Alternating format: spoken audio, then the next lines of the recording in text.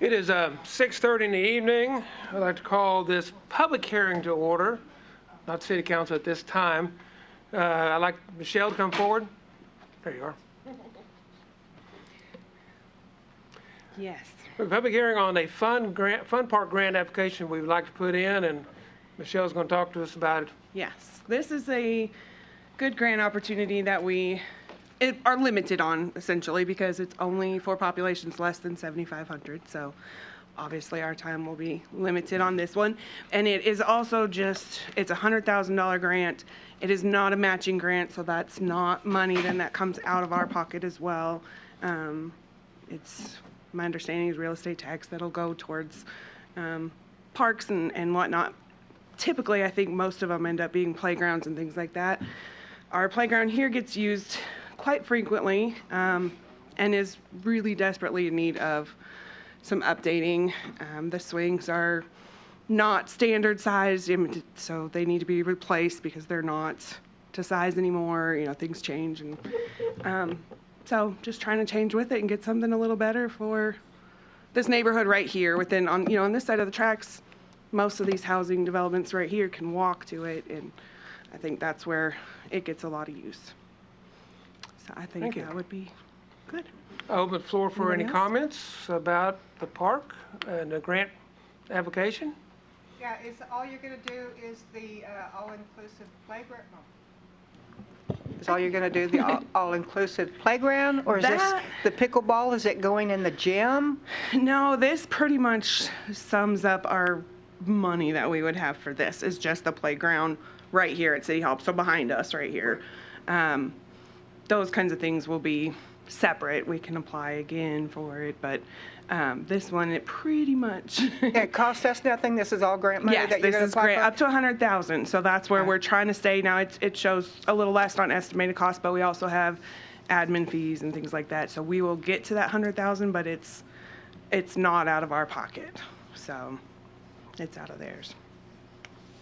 Grant money works for me. When you say out of theirs, who's theirs? The outdoor recreation heritage. It's a long acronym, but it's the Fun Park Grant. My understanding essentially is it's a real estate tax that's then turned around and I don't remember how many they do, but yeah. Real estate tax from where? From our county The or state. state? The state. Sorry. Yeah. Funds the this state. projects. Yeah. It's the same one that does the matching grant that we did for the ballpark. Parks and Heritage? Yes. Arkansas Parks and Heritage? And I'm sorry for messing their name up. I do that a lot, but it's the same one that did the matching grant for that. It's just a different grant that they offer. Like I said, that we're limited on because eventually we will get to 7,500 people pretty quickly. So. Any comments? For and against? If not, thank you. I consider this public hearing portion closed at this time at 6:34. And we'll move right into our city council meeting. Mr. Hall, would you give us a blessing, please? Heavenly Father, we thank you for our city. We thank you for the opportunity to live here and to enjoy the fruits of what's being done in our community through all those who serve our community. We thank you for each one, employees of our city and the residents here. We just pray, Lord, that you would bless this meeting as we go through it. Would you be glorified in our life and in our conversation, we pray in Jesus' name. Amen. Amen. And please join me in the Pledge of Allegiance. I pledge allegiance to the flag of the United States of America and to the republic for which it stands, one nation, under God, indivisible, with liberty and justice for all. Before we call the roll, I'd like to thank everybody for attending our first meeting in this new facility. A lot of hard work and everyone went into it. We had a nice ribbon cutting yesterday. Thanks for those who to attend. With that in mind, would you call the roll, please? Councilmember Hall. Here. Councilmember Chapman. Here. Councilmember McMahon. Here. Councilmember Hefner. Here. Councilmember Brooke. Here. And Councilmember Rubel. Here. And we have a quorum. I'd like to introduce, to begin with, before we get started on regular items, Representative Jim Wooten, sir, is attending today. If you'd like to come up and say a few words, or Let me congratulate y'all on the first meeting. I wanted to be here. I was here when you got the first stoplight. I was thinking driving down, 52 years ago this October, I moved down on Cuckaborough Lane, down on Whippoorwill at the very end. And Ward's come a long ways. You know, we had a hard time counting 500 people, much less 6,000 to be the second largest city in Lonoke County. But I'm just thrilled to death for you to have this new facility and the commitment that the mayor and the council has to recreation and improvement and the improvement of the council facility that you had. I attended the other one, some of you may remember, and it was nice, but this is a tremendous asset to your community and for your people. And I appreciate being here, and I'm here to help you anytime. Glad I know about the grant, and we'll certainly support that. I believe I have to sign a letter, go along with the request. We'll take care of that. But it's great to be here with you. I've got another appointment I've got to go to. I want to stay a few minutes, but I wanted to be here for the first meeting. Thank you. thank you, Representative Wooten. We appreciate your kind words. Thank you.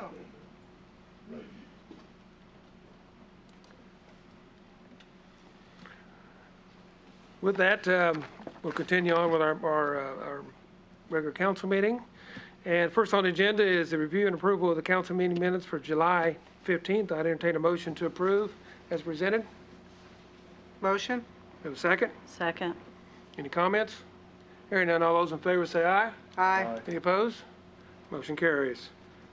Next is the July 28th council meeting. I'd entertain a motion to approve as presented. Motion. We have a motion, we have a second? Second. And a second. Any comment? All those in favor say aye. Aye. Any opposed? Motion carries. Also presented to you were the department reports, financials.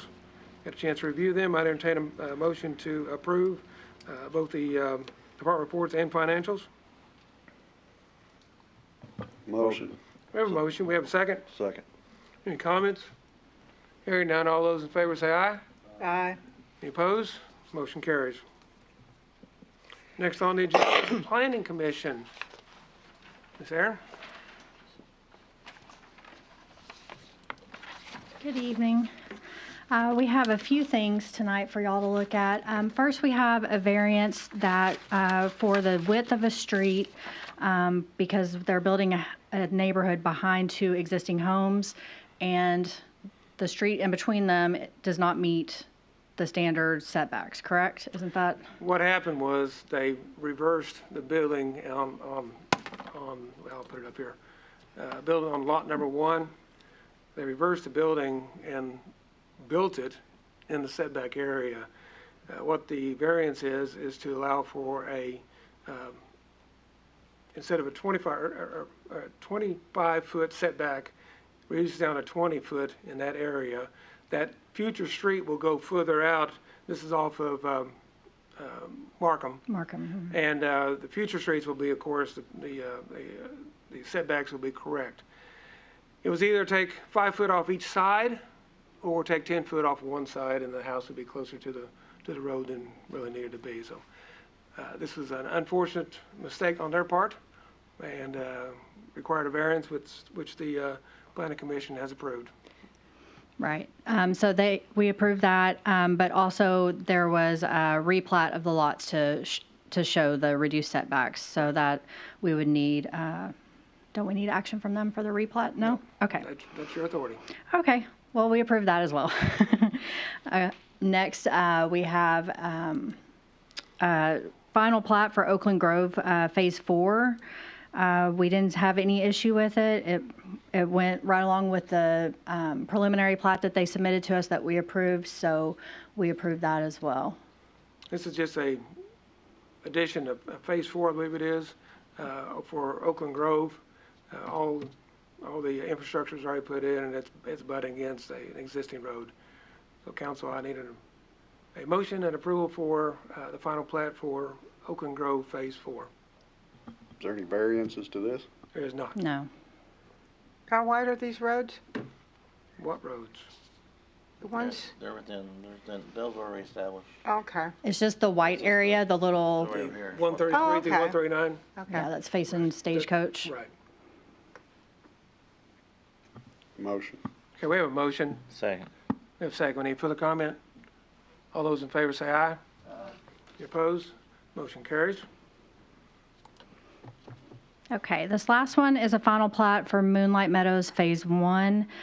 We did approve it in a special meeting, and we recommend conditions set by the mayor as far as the lift station that will be put in. It's contingent upon the council approving it, and then the agreement for the signature, that 1-year warranty period of Moonlight Meadows wastewater lift station within the subdivision, along with the modifications to Moon Road lift station, will not begin until all modifications are complete and the Moonlight Meadows lift station and Moon Road modifications are operational.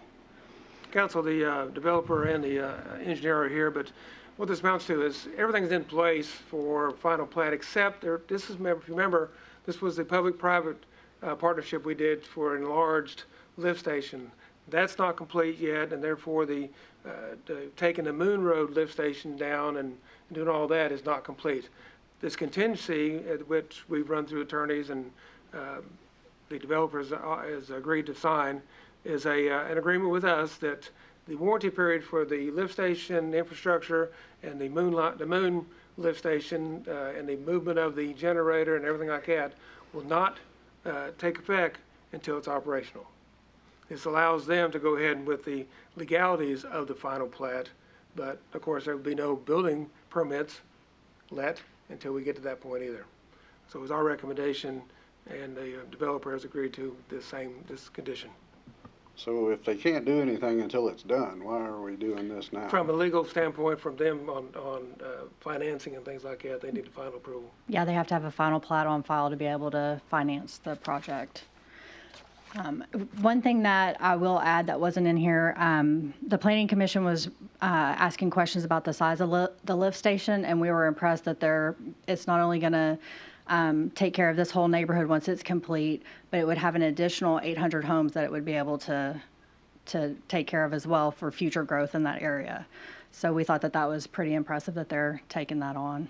The plan is, well, the Moon Road lift station will come offline. It'll just be a pit. But we're also taking off the Emily Circle lift station and I believe one other potential lift station to eliminate those, make them gravity flow. So, and then, like I said, another 800 houses can go on this lift station. So we looked for the future, and the council agreed on the private partnership. So How, on the future development of Moonlight Meadows, how many more homes gonna go in that? there's a total of 550 homes in Moonlight Meadows. But as we continue to progress down Moon Road, we were looking for the future, and even out Cockerborough, the Brewer area, could flow back into it. So what I'm asking, so that 550 homes, that doesn't include the additional 800 homes you say can go on Does this not. lift station? Right, it'll cover all of those plus an additional.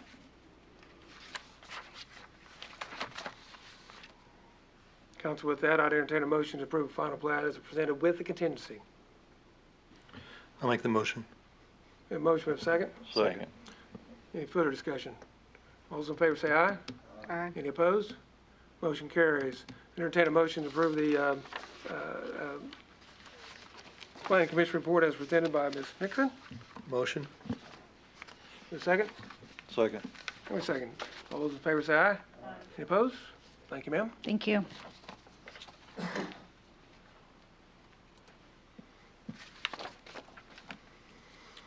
Okay, getting into old business, the update on the 50-acre lease on Highway 31. I did enter into a lease, a 5-year lease with the adjoining property for hay, and they've already taken care of a lot of things for the price that y'all, the $15 per acre that we agreed upon. The 404 East Second property, really been no action taken on it. We had used it to do the installs for the cameras for the police cars. It needs to do some cleaning up before we put that on the market, but we'll work on that.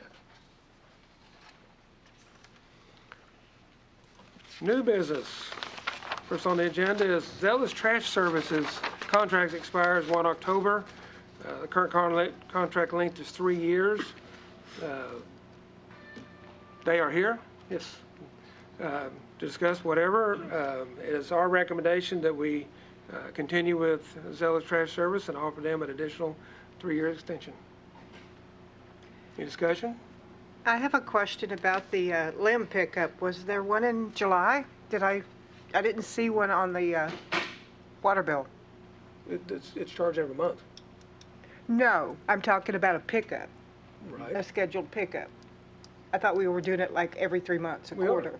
I don't understand what you mean you didn't see it on the water bill. It's usually posted on the water bill the date it's going to be done. Okay. Well, that's what it has been, January and April, March? Well, we'll make sure it gets posted on that. It may have been knocked off because we needed room for something else. The very little stuff we put on that little card. Okay, so is there a schedule then? Mhm. What is the schedule? I don't have it in front of me. But it's every 3 months. Okay. You know it? Okay, come on up. It's the last week of January, April, July, and October. Okay, the last week. We start on Monday, we work our way through. I just didn't know it was the last week. Yeah, I just saw it on the water bill 2 times, and I didn't see it yes. the last yeah. couple times. Okay.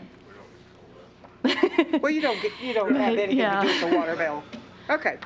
Motion can I have a more years. question. Sure.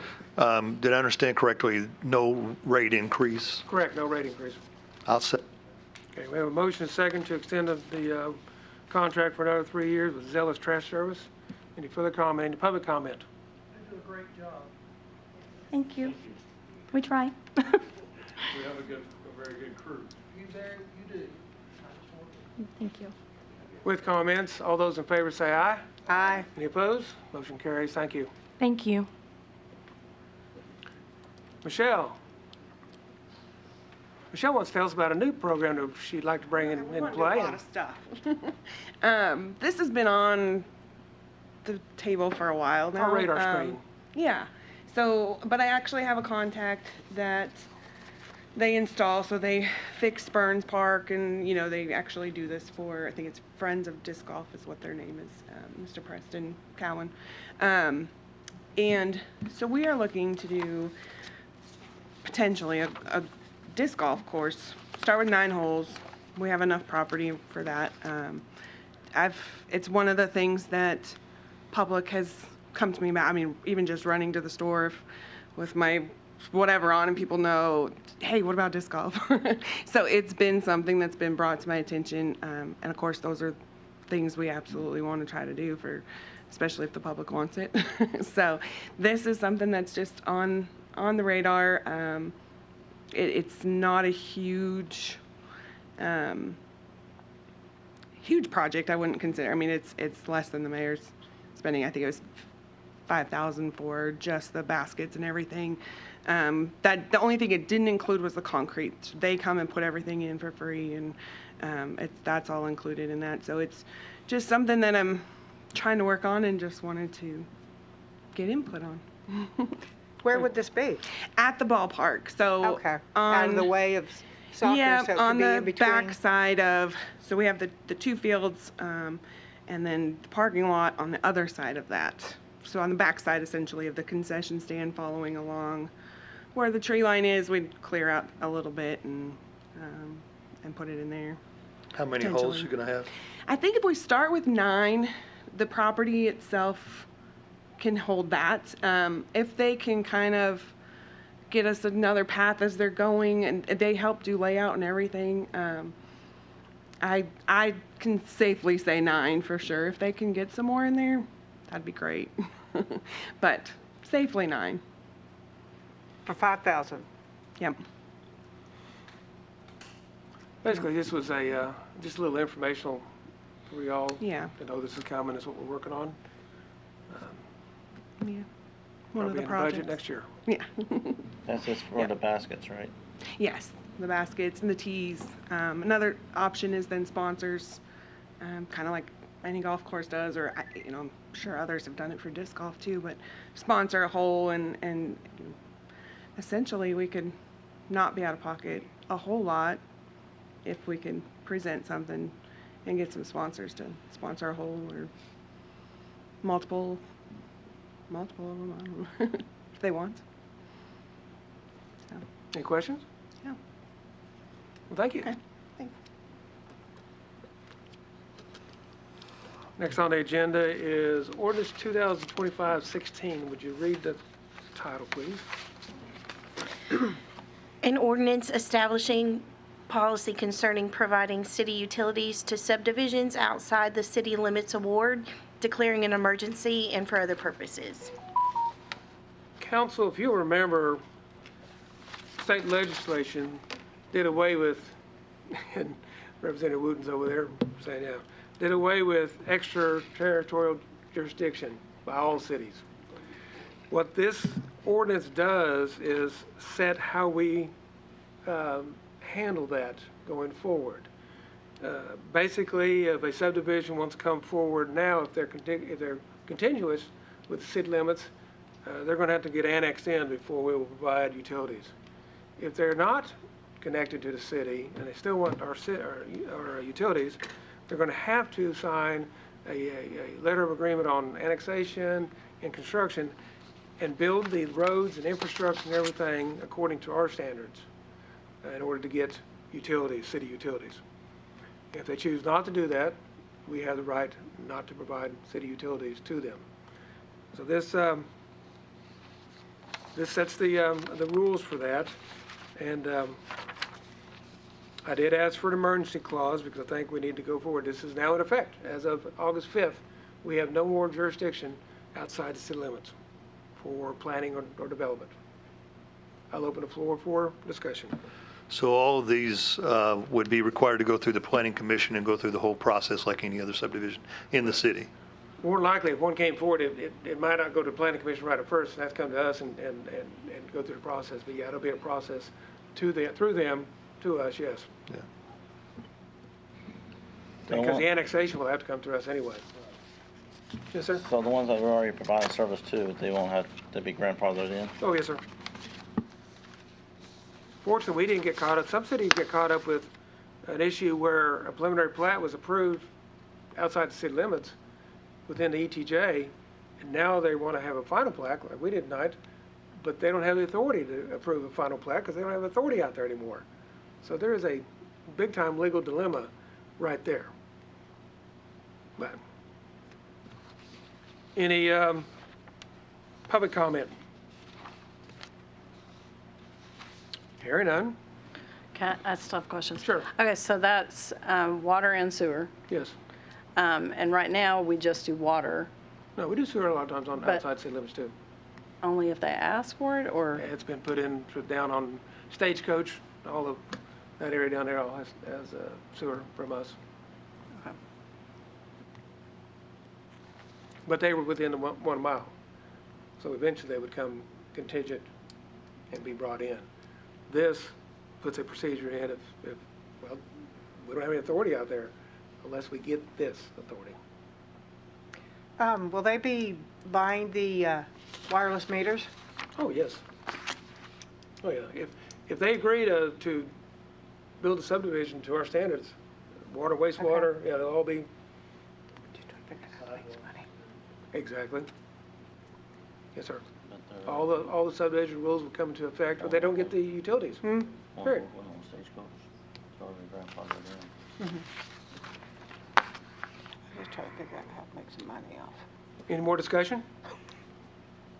I entertain a motion to put ordinance number 2025 up for its first reading. Motion. We have a motion. Do we have a second? Second. Any comments? Roll call, please. Councilmember Hall, Yes. Councilmember Chapman, Yes. Councilmember McMahon, Yes. Councilmember Hefner, Yes. Councilmember Brooke, Yes. and Councilmember Rubel. Yes. Ordinance 2025-16 is approved on its first reading. Council, I entertain a motion to suspend the rules for second and third reading. Motion. We have a motion. We have a second. Second. We have a second. All those in favor say aye. Any opposed? Motion carries. Council, I entertain a motion to adopt ordinance number 2025-16. Motion. Second. A motion second. Roll call, please. Councilmember Chapman, Yes. Councilmember McMahon, Yes. Councilmember Hefner, Yes. Councilmember Brooke, Yes. Councilmember Rubel, Yes. and Councilmember Hall. Yes. Ordinance 2025-16 is approved, adopted. I entertain a motion for the emergency clause, please. Motion. We have a motion. We have a second. Second. And we have a second. Roll call, please. Councilmember McMahon, Yes. Councilmember Hefner, Yes. Councilmember Brooke, No. Councilmember Rubel, Yes. Councilmember Hall, Yes. Councilmember Chapman. Yes. 5-1. Yes. Ordinance 2025-16 has been approved with the emergency clause, be in effect immediately. Thank you, council. Next on the agenda is ordinance 2025-17. If you'll read the title, please.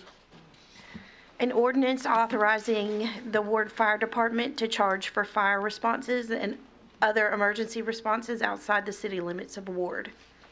Council, if you remember, we talked about this some time ago about our inability to raise fire dues, and I had an Attorney General opinion that I requested and got back that stated that. The cities of first class do not have the authority to do fire dues outside their city limits, and stated a bunch of other ordinances or state laws that basically do not allow it. And I know this doesn't need to be pushed through tonight all the way. This needs to be the start of this. We need to develop a process as outlined in this ordinance to which we charge for fire calls outside our city limits within our fire district. We don't collect dues, and state law allows us to do that. I'd open the floor for discussion. Early on in discussing, when you were introducing this, you said there was state laws that said we couldn't provide protection outside? No. We can provide protection outside the city limits. It's ability to collect fire dues. You know, forever we've been collecting $50 in voluntary fire dues. A question of fact, what authority do we have to even ask for fire dues? And there is no authority for us to do that.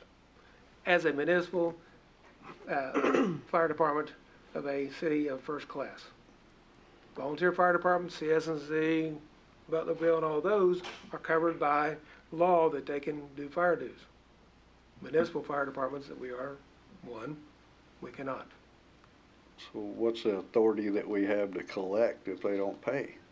There is a law, 1453-102 authorizes the organized fire department of a city that combats, and there's a definition for combats, a fire beyond corporate limits to take reasonable efforts for 9 days to collect 100% of expendable resources and the city user respond. And if you read in the ordinance further, it talks about all the different fires we might encounter and what forms and sources of reimbursement, such as the equipment, the fire trucks and whatever will be FEMA rates, because that's what we should be using. And the volunteers are, for whatever they're getting paid by ordinance, and extended resources, such as we had a truck fire, and Chief can contest to this, we had a truck fire in Black Oak that's not in the city limits. And we had to use 5 gallons of foam on that. We should have the ability to recoup those funds, and we don't right now. I did the math on that one. We've done some trial billing on that, and I think that was $300 some odd that we could go against the insurance company, not the individual necessarily, unless they don't have insurance. Same thing with a house fire. We'll go get their insurance company. If they don't have insurance, then we go against them. The caveat of this also is we can do this for 90 days, and then we have to make a decision whether we're going to go collection action, something we work out with the city attorney, whether we're going to do collection action for the full amount, or there's a portion of the law that allows us to send a bill to the county. And the county pays us, but they only pay us up to a maximum of $200. That needs to be changed. But please. Another question, who's on the payroll for this billing? You know, who's gonna be in charge of sending out all these bills and keeping up with who paid and who Fire department didn't? will have to work that out internally.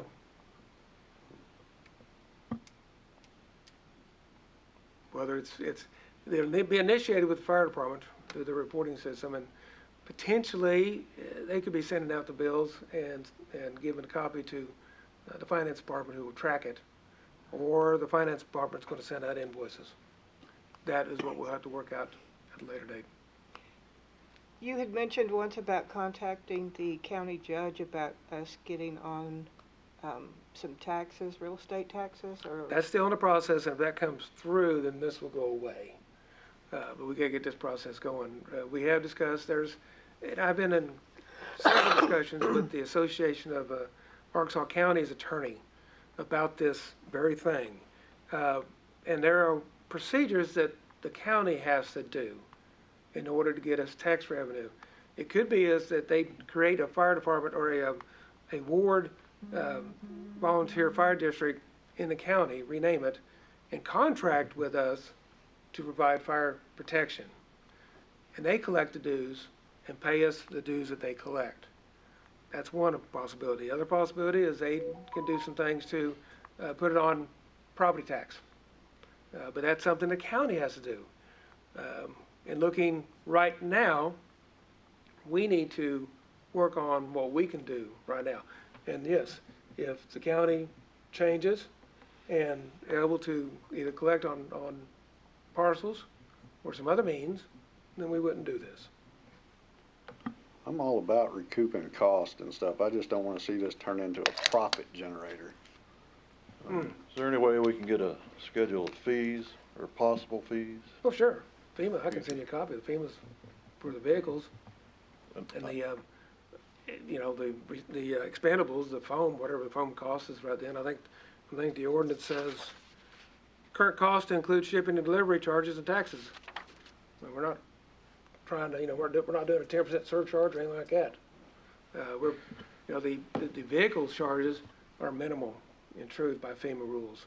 Same thing when we have a disaster and we get reimbursement, we have to use FEMA rules. It just makes sense to use the same rules for this kind of action. I agree with Rob, except I recognize the cost of equipment is so astronomical. Right. BB just bought a fire truck for 1.3 or something like that. I mean, it's just so much it costs, so I understand that we need to do something.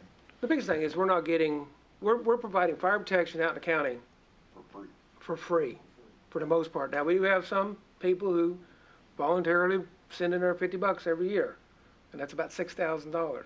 Well, I did a report on a house fire, trailer house fire, about $3,000 for that one fire. So, not that we're trying to make money. Right. We're trying to get paid for what we provide in the county, that we don't.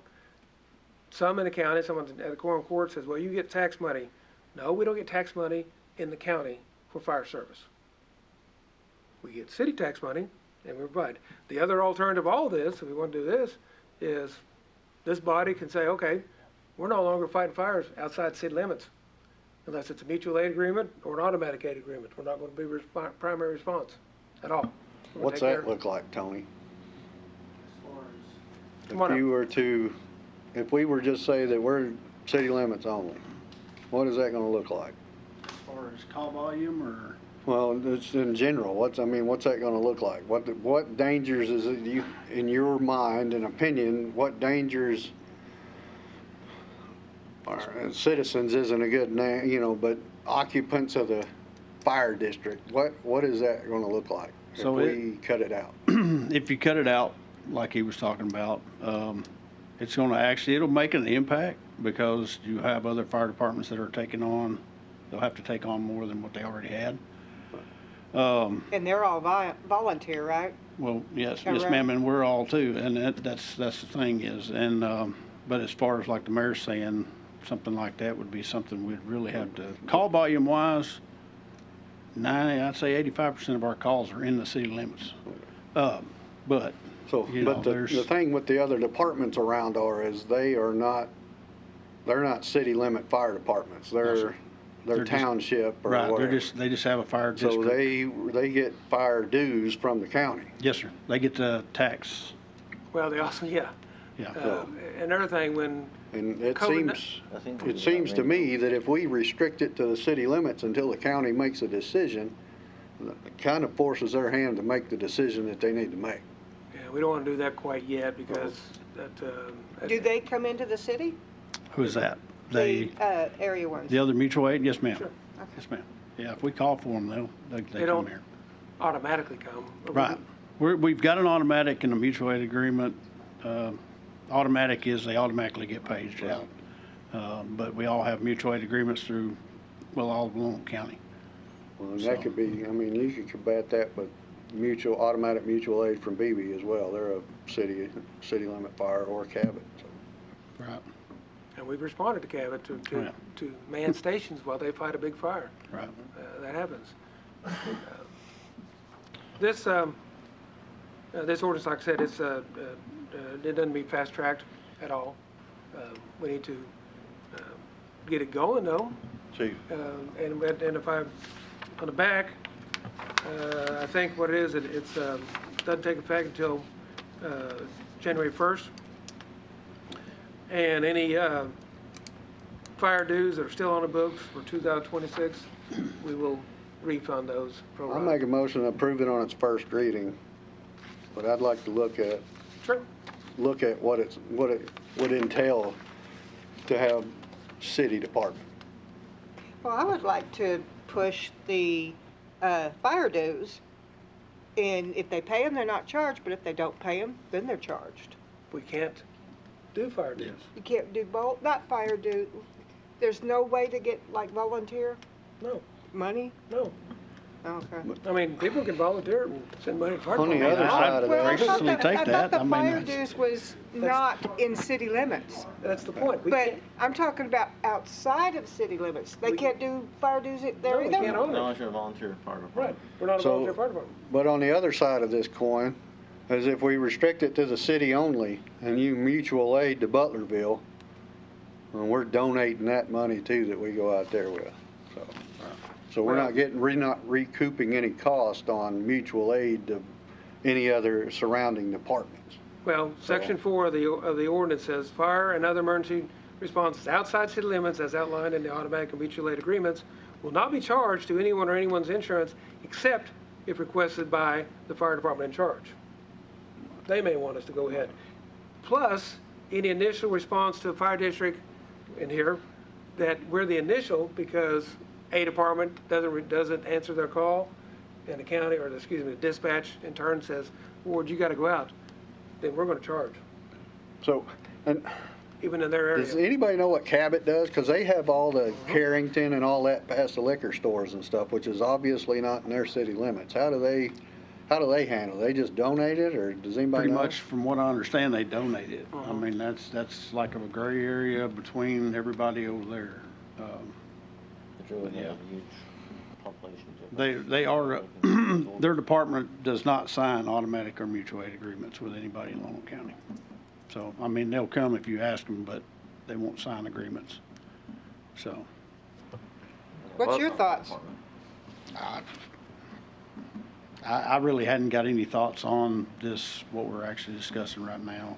Because, well, I mean, there's different ways that me and the mayor have discussed on trying to work this out, and this is one of them, of trying to do this. But we're just trying to recoup. I go 3831 Junction for a fire, and I take 2 engines out there, and That's you know, $60 worth of they don't diesel. pay, right. You Understand? got the diesel, and then on top of that, you've got the volunteers that we're paying per call. So, I mean, we're not recouping anything when we leave outside the city limits. And medical calls is another one. Medical cars is a different discussion for Yeah, another yeah, day. yeah. Well, I second the motion, but Chief, I had a quick question. Yes, sir. How far out does the fire district go? So we Outside cover the city. 25 square miles out in the If you will county. give me a moment, Yeah, I I was will fixing to call say. that up. It butts up to Mountain Springs, Right. Austin, Butlerville, and Beebe, right? Yes, sir. Yeah, we go to 3831 Junction, anything to the left-hand side on 38, all the way out to 31, anything left from 38 to White County line. And we go all the way out 319, all To the way Reedley to Road? Sunset. Was it Sunset? Yeah, almost, it's like 3 blocks from Mount Springs Fire Station. Mhm. So we cover a pretty good size area. I'll say I can find it. Oh, there we are. And you mentioned insurance, and I think that like most homeowners insurance, if you aren't in an area, you pay a higher rate for your home insurance for that type of coverage, so. Yeah, if you don't have a fire Mhm. Yeah. Will that hurt our ISO rating if we restrict it to the city? If we restrict it to the city, no, sir. Yeah, it's not gonna hurt it. Right now, we're considered a 3 and 3X, which the 3X is a 9 out in the county. Unless you're 1,000 feet from a fire hydrant out in the county, then you're considered a 3X. So, Yeah, Hang on, I'm I'm trying kind to of get this leaning thing to that. come up correctly.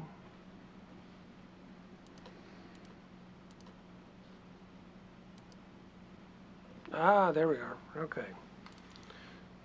Let me do this. All right, there's the Ward Fire Department, district.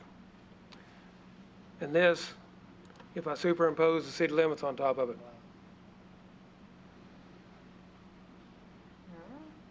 That's what we're talking about.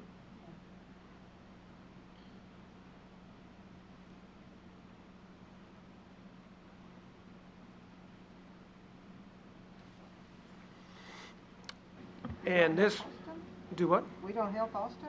We help Well, that anybody. doesn't have anything to do with any of the charges, though. So, No. But And it's actually, this is from a briefing I gave y'all last year.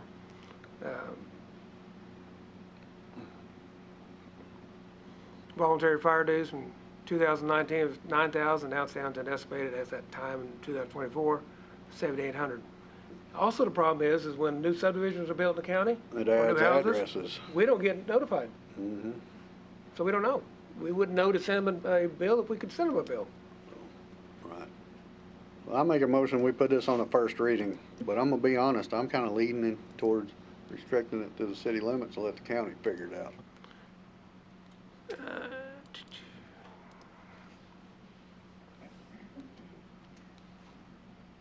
Okay, I got a motion, that's the right one, and a couple seconds.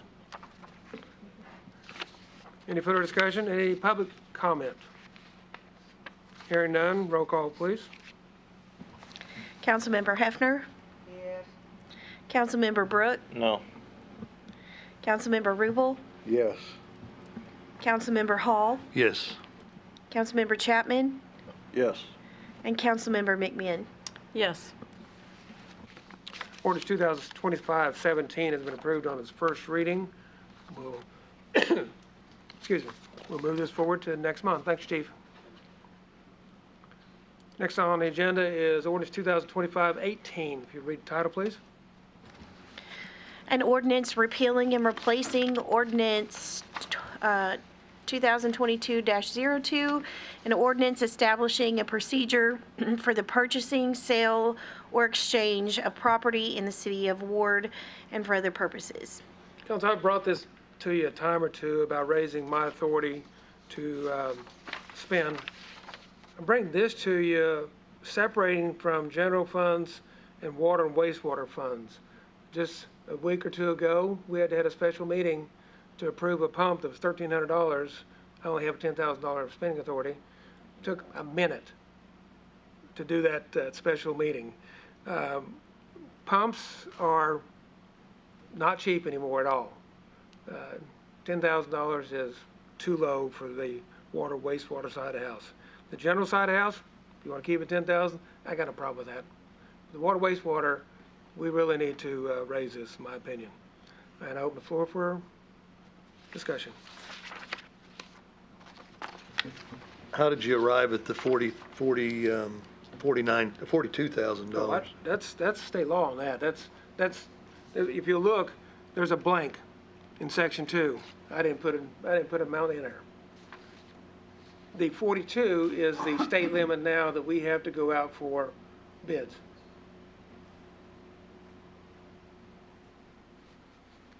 Any discussion?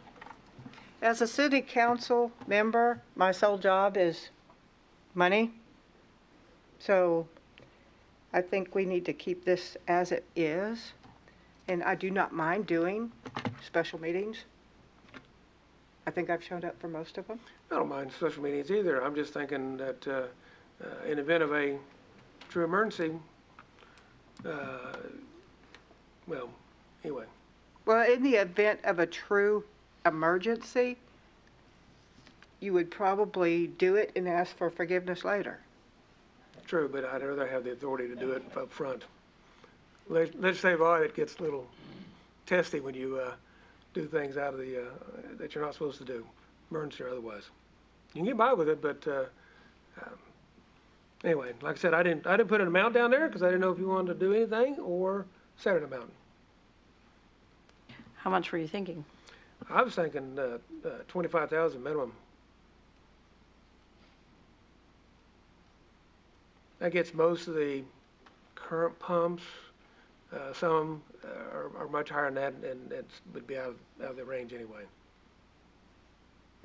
I remember having a conversation with, during a council meeting with Bruce saying that there were we kept several pumps that were emergency pumps. Yeah, we still haven't never down on them too. Unfortunately, Bruce is not here.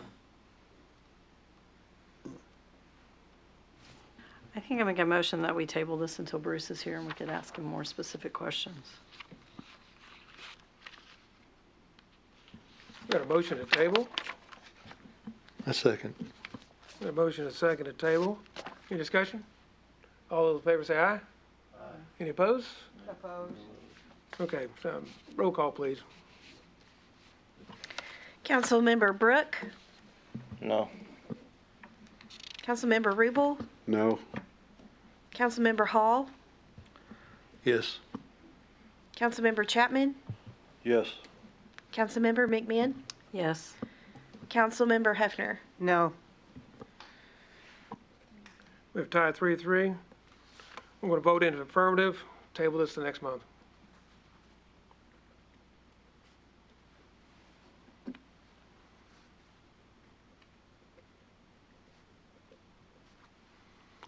All right, next on the agenda is ordinance 2025-19. Can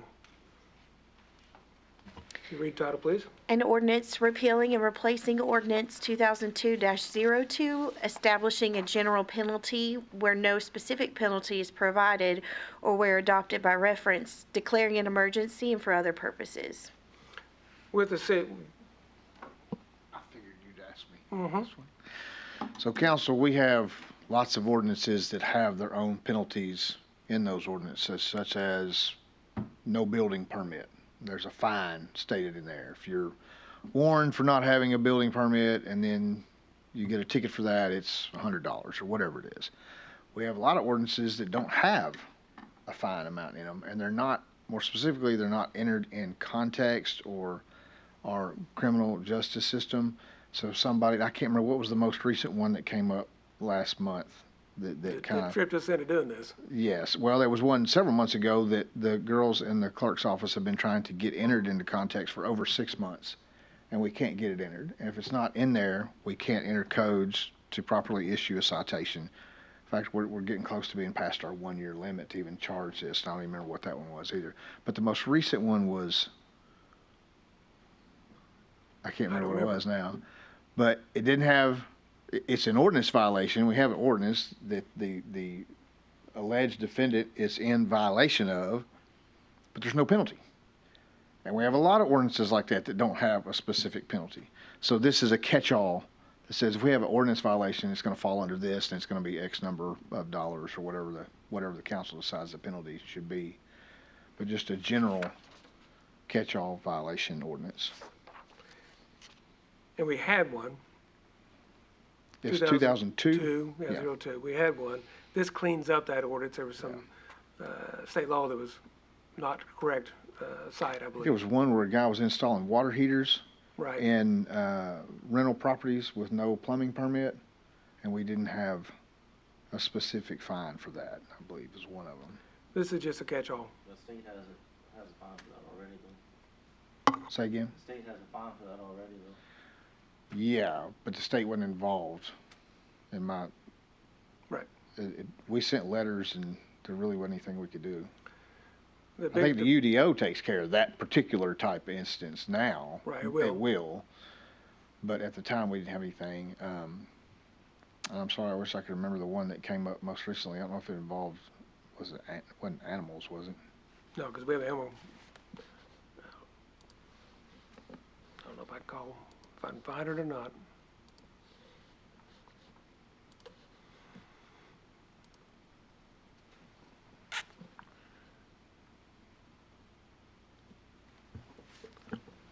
I'm not injecting the premise. I think it's something we need to do. I do object to the fee schedule. I think that's a little excessive for minor violations within the city.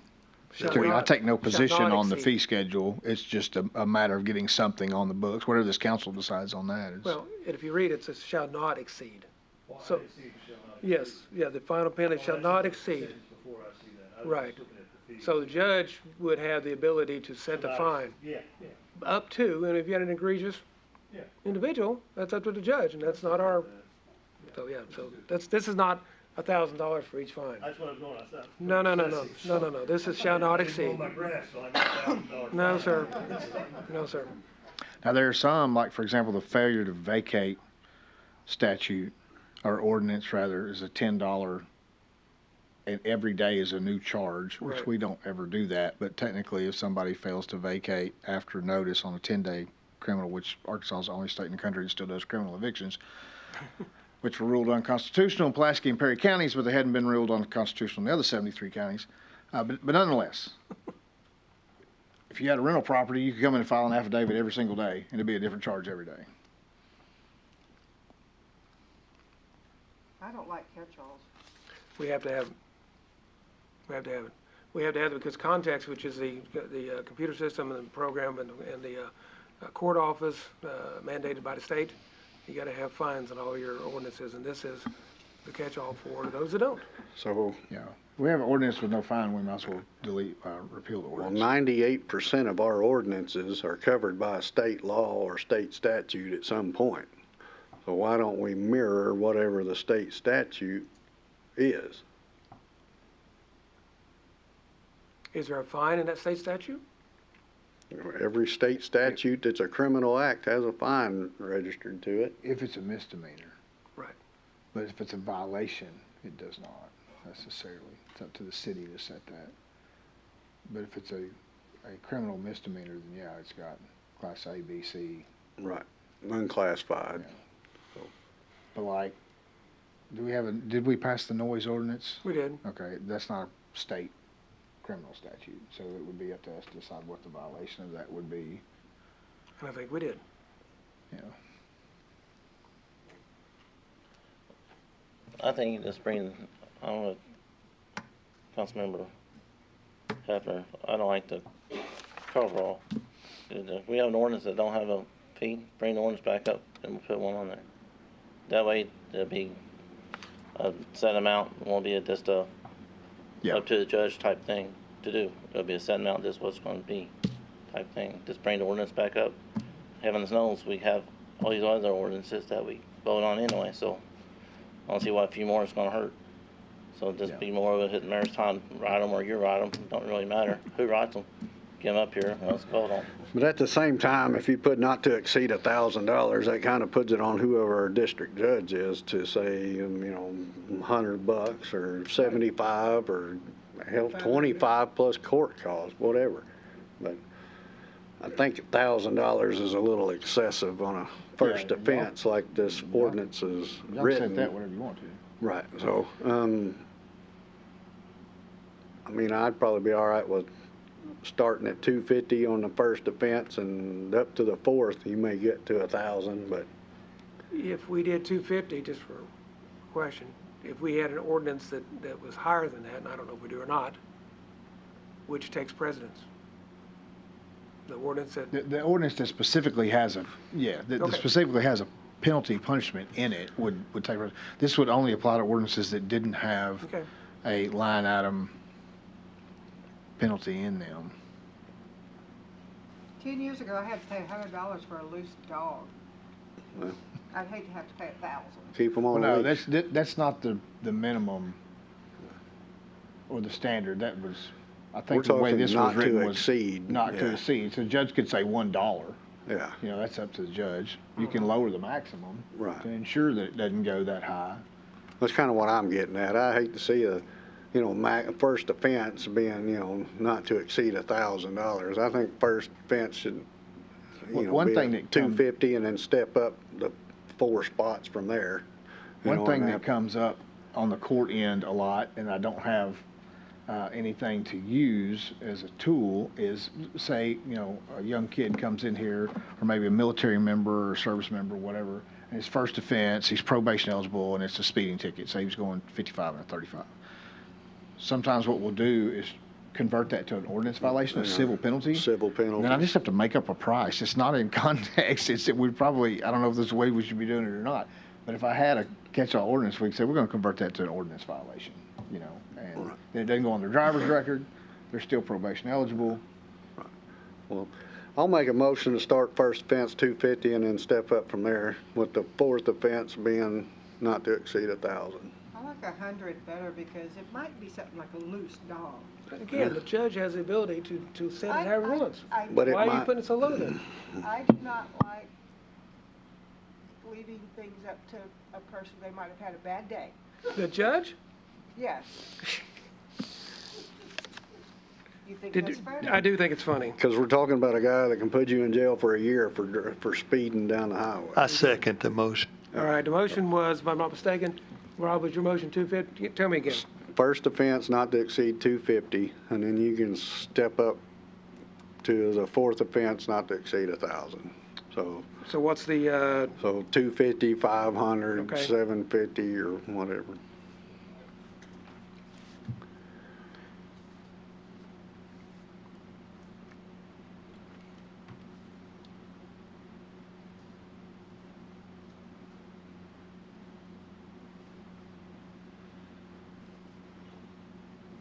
Because I believe that if we're going to take the time to write all these ordinances that we got, that we have every council meeting, there's got to be some kind of penalty to them.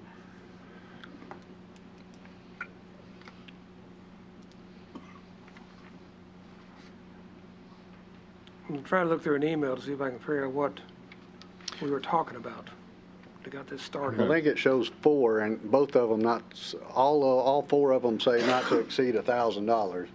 Yeah, I I think think Steve was looking at it when, I think the number 1 should say 250 for the first offense, number 2 should say 500 for a second offense, and number 3 should say 750 for a third offense. and 1,000 for the fourth, and every that word past that. Yeah, instead of saying 1,000 to 4,000. So That's what it 1,000 was. for the fourth?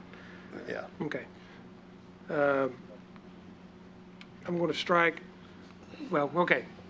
First of all, let's do this. We got a motion, and we got a second on the table for these changes. All right? Everybody understand the changes? Okay. All those in favor of the changes, say aye. Aye. Any opposed? Opposed? Okay, we got 5-1. Is that right? Okay, 4-2. For the changes. Okay. I entertain a motion to put ordinance 2025-19 without an emergency clause with the changes that have been approved on its first reading. Motion. Second. We have a motion and a second. Roll call, please. Councilmember Rubel, Yes. Councilmember Hall, Yes. Councilmember Chapman, Yes. Councilmember McMahon, Yes. Councilmember Hefner, No. Councilmember Brooke. No. Ordinance 2025-19 passes 4-2 on its first reading. We'll bring it up next month for a second reading. Thank you, Council.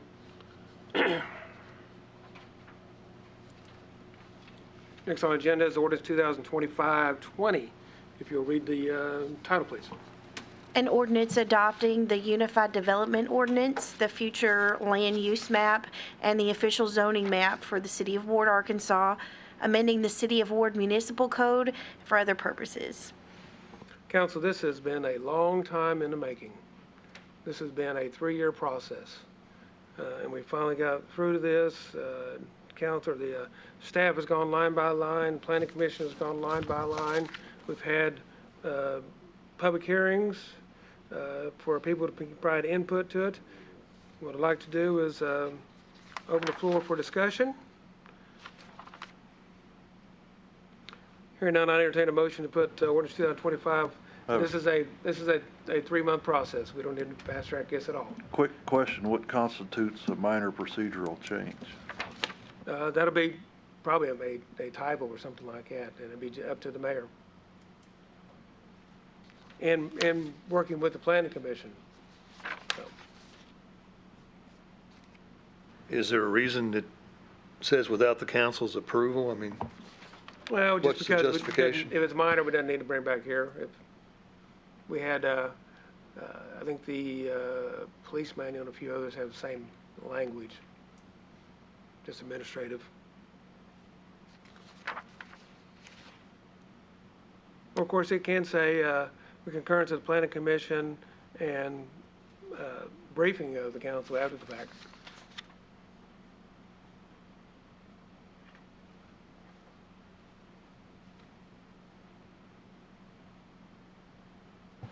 I'll make a motion, I'd like to change section 6 to, at least notify the council of any changes. I'll second that. Okay, so to read, mayor's authorized to make minor changes to EDO with concurrence of the planning commission and briefing of the council after the fact. Okay, so we have a motion and a second on the table for that change. All those in favor say aye. Aye. Any opposed? All right. I got Sure. an adding to that, so we can back up a second. Okay, So do we need to put how many days when we want to be notified, so it ain't like 3 months down the road, oh yeah, we changed so that. after the fact, at the next. Okay, so make a motion to modify. Motion to modify. second. We have a motion to modify that last change. All those, You good? Are we modifying the motion that we just made? Mhm. Okay. Stay with us, we're there. All right, so we have a motion on the table to modify the motion that we had previously. All those in favor say aye. Aye. Any opposed? Okay. Now I'd entertain a motion to approve for its first reading, ordinance 2025-20. Motion. We have a motion. We have a second. Who has the Second. Okay. Roll call, please. Councilmember Hall, Yes. Councilmember Chapman, Yes. Councilmember McMahon, Yes. Councilmember Hefner, No. Councilmember Brooke, Yes. Councilmember Rubel. Yes. Okay. Ordinance 2025-20 has been approved on its first reading. We'll bring it next month for a second reading. Next on the agenda is ordinance 2025-21. Read the title, please. An ordinance amending ordinance 2025-5, establishing parking rules for the city of Ward, Arkansas concerning vehicles exceeding 1 ton and semi-trailer type vehicles, establishing penalties and for other purposes. Council, this was brought to my attention. I've seen it too. A lot of cities, especially over in Oakland Grove for whatever reason, a lot of dump trucks and large commercial vehicles parked on the streets. Our current parking and regulations doesn't address this, so I bring this to your attention for consideration. I have an issue. Okay? So on the screen here, it says vehicles exceeding 1 tons and semi-trailer type vehicles. But in the ordinance, it says 1 tons and greater. And I don't know how long y'all have lived in Arkansas, but there's a lot of dually trucks that live in Ward, Arkansas, and well, I mean, my truck's a 1 ton. So it doesn't make sense for that 1 ton. I mean, it needs to be exceeding a 1 ton in both areas. On the ordinance it says 1 tons and greater. 1 ton or heavier. Or something to that effect. 1 ton doesn't need to be included in this because this is Arkansas. People have 1 ton trucks. Well, should it say heavier than 1 ton? Greater than? Should just, Greater than- probably just follow the heading. Chris, what do you think? Yeah. Just exceeding 1 ton? Yeah, I mean, you can follow this heading here, vehicles exceeding the 1 ton. But the ordinance that we got in the packet Sure. was different than what this heading is. We can make it match the heading.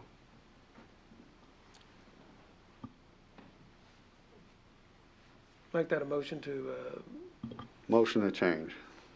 Second. okay, we have a motion to change the wording in the ordinance to match the heading to make sure it says exceeding 1 ton. Is that correct? Yes. All those in favor say aye. Aye. Any opposed? Motion carries. Entertain a motion to approve ordinance 2025-21 for its first reading. Motion. We have a motion, we have a second. Second. Okay. Roll call, please. Councilmember Chapman, Yes. Councilmember McMahon, Yes. Councilmember Hefner, Yes. Councilmember Brooke, Yes. Councilmember Rubel, Yes. and Councilmember Hall. Yes. Okay, ordinance 2025-21 has been approved for its first reading. And for next month, I want everybody to think about a time period for citizens, Such as? Jim Bob over here that's got cows just on the outside of the town here, that's in the city limits. He went to the sale barn and sold cows last night, didn't have time to get rid of his trailer, but he's got his trailer still hooked up to his 1 ton dually that falls under this deal. We need a time period on when it's like, he can have it overnight or, something, but I mean, we don't Or want paying to. attention if it's consecutive overnights, Right. because I think that's what's happened a lot too, is in neighborhoods. So we just need to come up with a time period for it. If the guy comes home, he drives a dump truck and he comes home for lunch, stops by the house and get a bologna sandwich, we don't need somebody giving him a ticket because he's got a dump truck parked there. Well, and part of the problem is the dump trucks that are on our city streets are causing damage too. I mean, I understand that as well. But I mean- construction going on. Well, a lot of it is not construction, they are parking in front of their house. But I mean, there's But, there's we got can work on to a- be something there. All right, what is your suggestion for a time period? I'd spitball 24 hours, I guess. Okay, we'll work it in. Bring it up next month. All right. Ordinance 2025-22 is our next one. Read title, please. Long agenda tonight. An ordinance implementing the City of Ward policy on public access, declaring an emergency, repealing and replacing City of Ward Resolution 2024-18, and for other purposes. Council, we're experiencing more and more First Amendment auditors coming into our City Hall. And while we have a resolution that outlined public area access you all approved, and we have things posted, one comment by one of the individuals was it's not law, so they can't enforce it. The ordinance is a law. So changing this to a law gives us the ability, we had a guy the other day came into Bruce's office with his camera going and doing whatever they do. And I asked him to leave because it says public, limited access. And, you're not supposed to be in here. Well, first of all, he says the door's wide open and therefore he can go in, which is not true, according to municipal attorneys. But second of all, he made a comment later on that there's the sign doesn't have a law stating, so it's not law. Well, he's correct. It was a resolution, and resolutions are not law. This puts some teeth into this if we need to enforce something. Well, there's already several state statutes that cover this. The first two that come to mind are criminal trespass, because it is posted a restricted area, which is covered under Arkansas law. And there's also obstruction of governmental operations that specifically covers this, because this is a government building. So I think this ordinance is really kind of redundant when we have state statute already in place and a resolution saying to post them in those areas. So whether it's posted on that sign or not, I mean, I can say that no posted sign on Mr. Wooten's property over there doesn't have a law written on the bottom of it either, but it still doesn't give me authorization to go onto his property. Private property versus public property. Difference. I mean, your tomatoes and oranges on this. I mean, In response to that, the state has come out and said when it comes to First Amendment auditors that you have to have a sign telling people where they can and cannot go. Right, and we do have by resolution. And we do have. But there's no penalty for that under state law. Right. So the city, by doing a resolution, basically has a sign that says, is it suggestion that you don't come in here?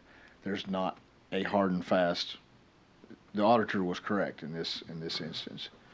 So But the unless Attorney it's an General ordinance, has suggested that the obstruction of governmental operation. But he's not as obstructing well- anything.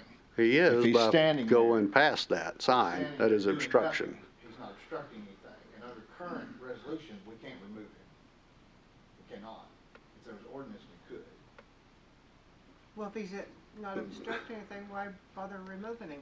If he's Security of the water department records, Is it an area that he's not supposed to be? like mayor's office, water department, those types of things where you have a little higher level of security. This is, he said he wasn't doing anything, and he's in a public building, not doing nothing. Yes, He's so on the site. Supreme Court has ruled that Wait, just wait, because it's public building doesn't mean you get to go anywhere you want.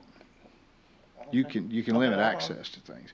So you say he's not obstructing anything, he's not doing anything, In that instance, he's just yes. standing there. So, what is the issue? He can see records. He can see things that might be on Bruce's How are you desk. gonna see records whenever they're put up behind closed doors or behind a window, especially the water office, they're behind. So in this issue, the door was open. Not in the water office, it wasn't. He went in the water office too. It's open, it's unlocked. You can't see in the water office. what I'm getting, Yeah, you can. I went in there the other day and I can see what they're working on right there. what I'm So- getting at is, I get If that's they're the not case, then don't supposed to be restrict in him at there. all. You know what I mean? Like, Saying this has been going on for years, and I've seen obstruction of governmental operations, which falls under that exact statute by going past that line, because you're obstructing governmental operations because they're telling you to leave after you passed it, that this ordinance is redundant. This has been going on for years now, and every jurisdiction around uses obstruction of governmental operations or criminal trespass because he passed that sign that specifically states that they're not supposed to be in there. I do know the municipal league advised not using that statute for First Amendment auditors. Yeah, and then, like I But the said, Attorney so let me General say this. said to use it. This isn't what I came up with, what the mayor come up with. This is what our municipal league attorneys came up with. We're just asking to turn I it thought into we an were ordinance. covered with what we already had. And municipal league, we sent them the information. Did we send the video? Right, made it Yeah. available, yes. And they said, you need to make this an ordinance. So that's who we pay, insurance-wise, to tell us these things. Misdemeanor, something Is there a fine on this one? Say Well, again? It's a violation, misdemeanor Oh, I don't upon know. conviction, so it goes back to the general, I didn't write it, so I don't know what's in there. the penalty is just a misdemeanor, and it goes back, whatever the judge deems appropriate, according to the ordinance 2025-19, which hasn't passed either. So That's the general, if it's deemed to be a misdemeanor, that means it's covered by state law. I didn't write it. Does it say misdemeanor? yeah, it does. To be rewritten. Well, it'd be an ordinance violation, though. That couldn't be a misdemeanor if it was an ordinance violation. Okay, Yeah. Any person in violation of this ordinance shall be deemed guilty of a misdemeanor. It's because it's covered by state statute. Did municipal league write that? no. I did, if Okay. you're reviewing it. Okay. I would say you can't make it a misdemeanor if it's an ordinance violation. To be a misdemeanor, it's got to be a violation of a criminal statute in Title V. And it can't be trespass because they can be in the building. But if they go past that sign, it's posted. If it's posted as a law, Not there. but it's not posted as law, it's posted as a resolution. So he's right, it's a policy. But Ward's not the first That's one to go through that's a this. policy, right. And I'm pretty sure the other cities already have these ordinances. We, just over here, just across the county line over here, we had this not too long ago when we dumped the fellow on his head because he violated that state law and pushed past two officers to go into a room. He violated state law, criminal trespass and obstruction of governmental operations. It was governmental operations because he was in a government building and halted their progress through their daily activities by doing his First Amendment audit. All of this is covered under state statute. Different scenario, different situation. I'm not saying, I mean, I'm sure you're perfectly correct. This guy wasn't halting anything, just standing there. Videotaping. Past the point where he wasn't supposed to be. And once again, that's why we referred it to the municipal league to get their opinion. I didn't come up with this. I didn't say, hey, this is what we ought to do. The municipal league attorneys said, this is what you need to do. I think it just adds another tool in the toolbox in this situation. Gives you another option. That's my opinion. That particular one didn't do this, but he threatened to do it when he went in the water office, that he was just gonna stay there till closing time. Yes, he did. Second time he. No, but then he left, but, you know, that's arguably uncomfortable. Well, if he'd have stayed in the water office and we have a one-person policy in the water. Then nobody else payment, come in then there. Nobody else could come in. Right. Can you not post the state law on these signs? I don't know what state law there is that says you can't go past a sign in a government building. I don't personally believe that our judge would convict him of criminal trespass under that, if he's standing. Now, if he was obstructing and doing something like you're talking about, then yeah, I think you have a right to charge obstruction of government operations. Also think that by putting the ordinance and putting the ordinance number on the signs, it puts more teeth into the Sure. sign itself. Take away the argument he used the other day. Right, That he was correct about. right. He said this is not codified. But if That's we're right. making this an ordinance, it will be codified. That's right. Or you could change the sign to say the Title V and see if that stops them. Well, I'd make a motion, first off, Section 3, we need to change that from misdemeanor if it's just going by the ordinance. We need to reword section 3. Yep.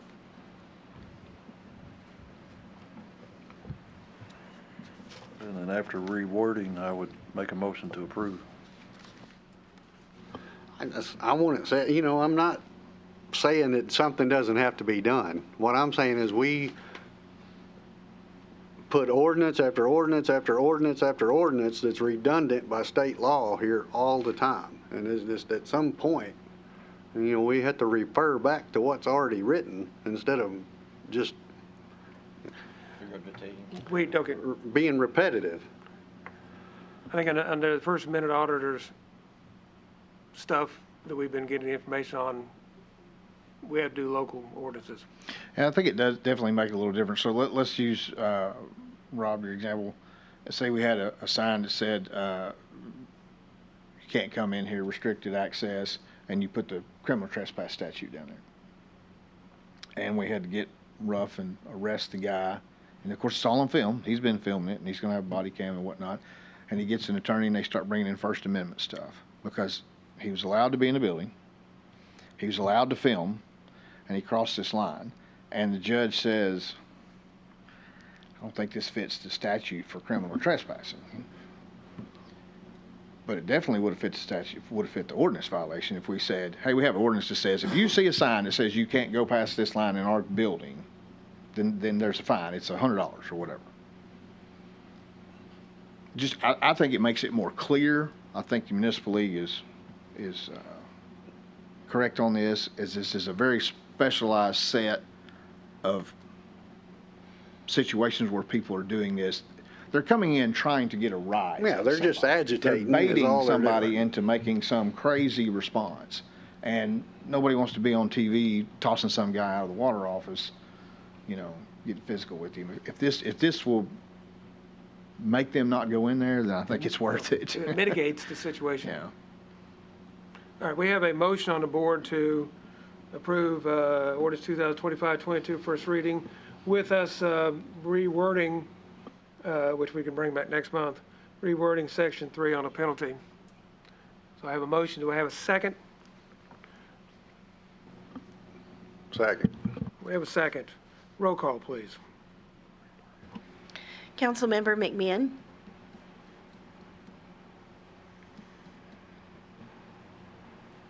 Yes.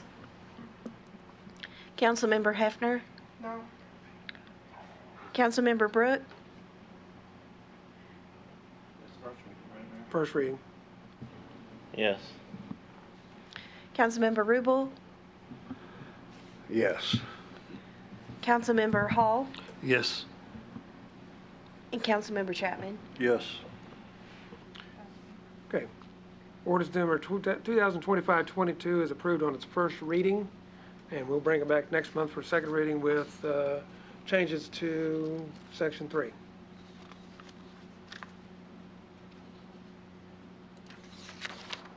Next on the agenda is resolutions. Read title for resolution 2025-26. A resolution authorizing the mayor and/or city clerk of the city of Ward to enter into a contract to purchase one 2025 Dodge Durango police pursuit vehicle from Red River Dodge in Heber Springs, Arkansas. Council, if you remember, we had a vehicle that was hit by a deer, or the deer hit the vehicle, whichever. That vehicle had been previously salvaged because of hail. So it's not worth a lot as it is. We have an opportunity, we have the funds available to replace it with a new one. What's the vehicle being replaced? Do that, Chief, what year is that vehicle? Come on up, 2014, I think? No, that's not right.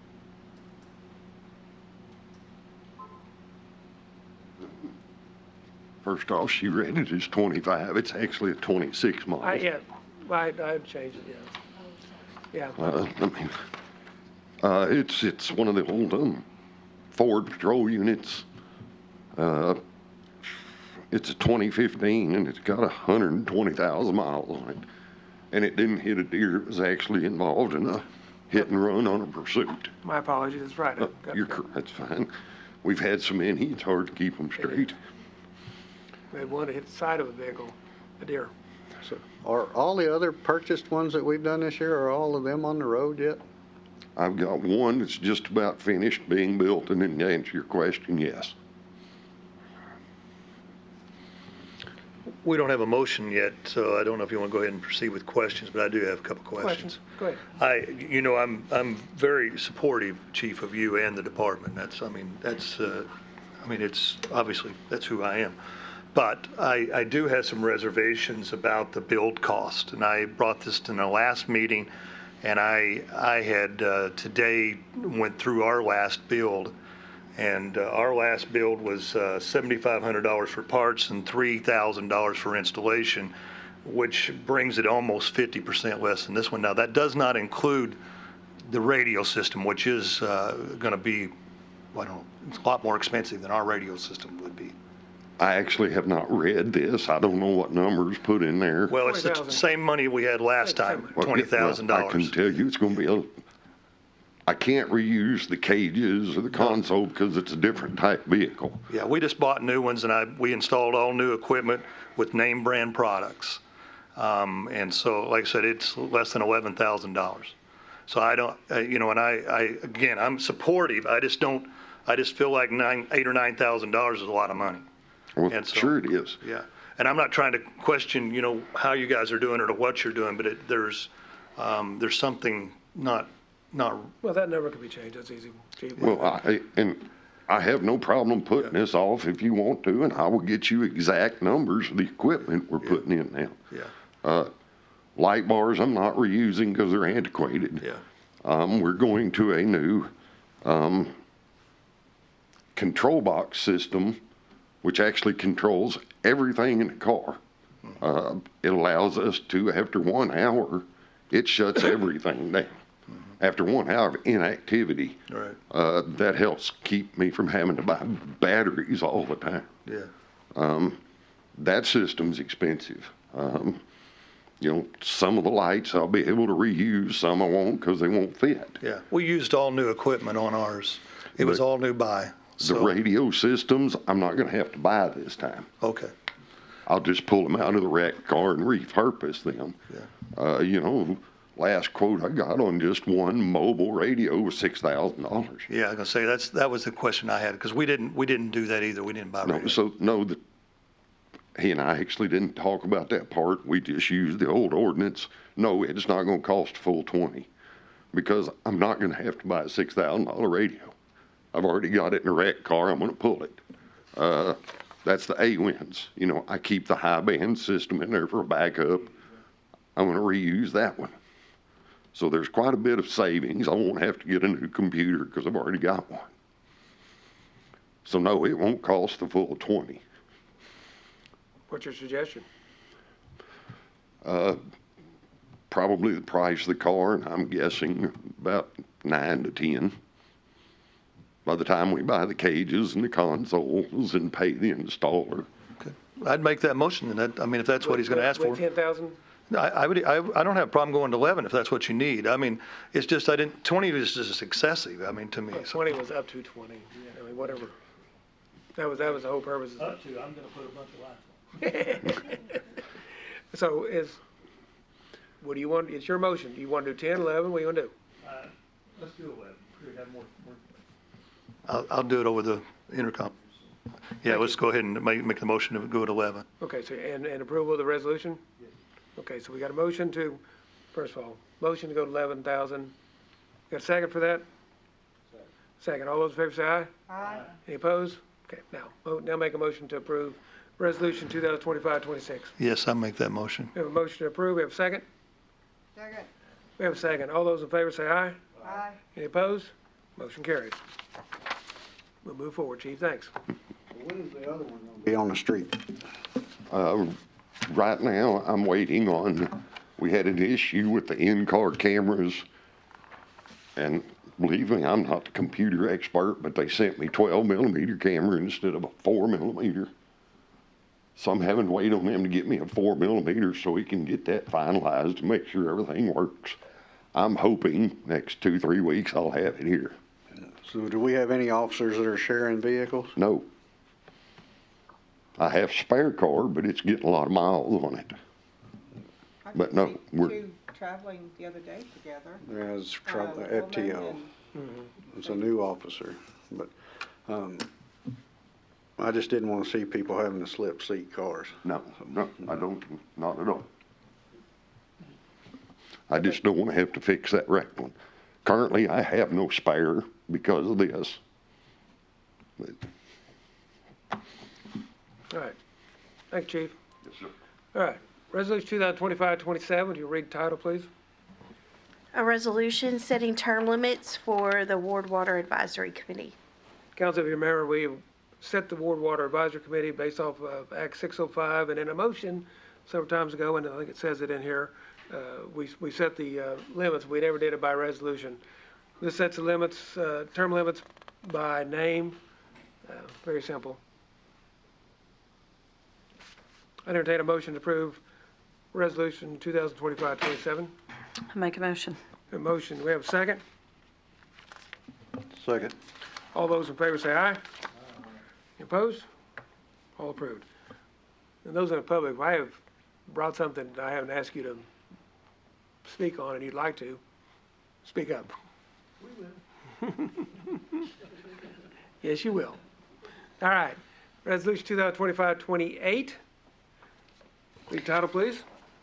A resolution reappointing Ward City Council Member McMinn to the Ward Water and Wastewater Advisory Committee and appointing same as chairman. Motion. Second. I got a question. Do you still want it? I don't care.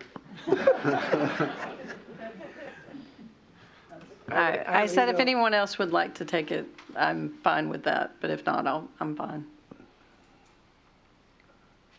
Okay, with the question, I have a motion and a second. All those in favor say aye. Aye. Any opposed?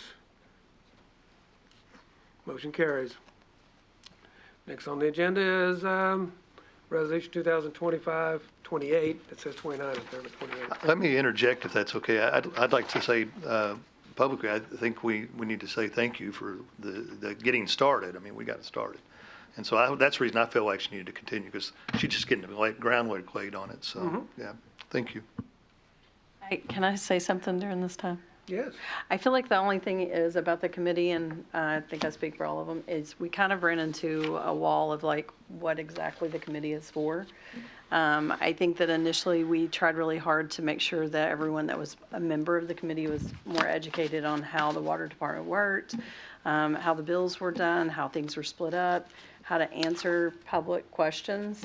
And then from that point, really our hands are kind of tied. There's not a whole lot that we're kind of allowed to do, is how I kind of feel. And the committee itself is literally just set up because of a law. And so there's, like you're talking about things having teeth in it, this has no teeth in it at all.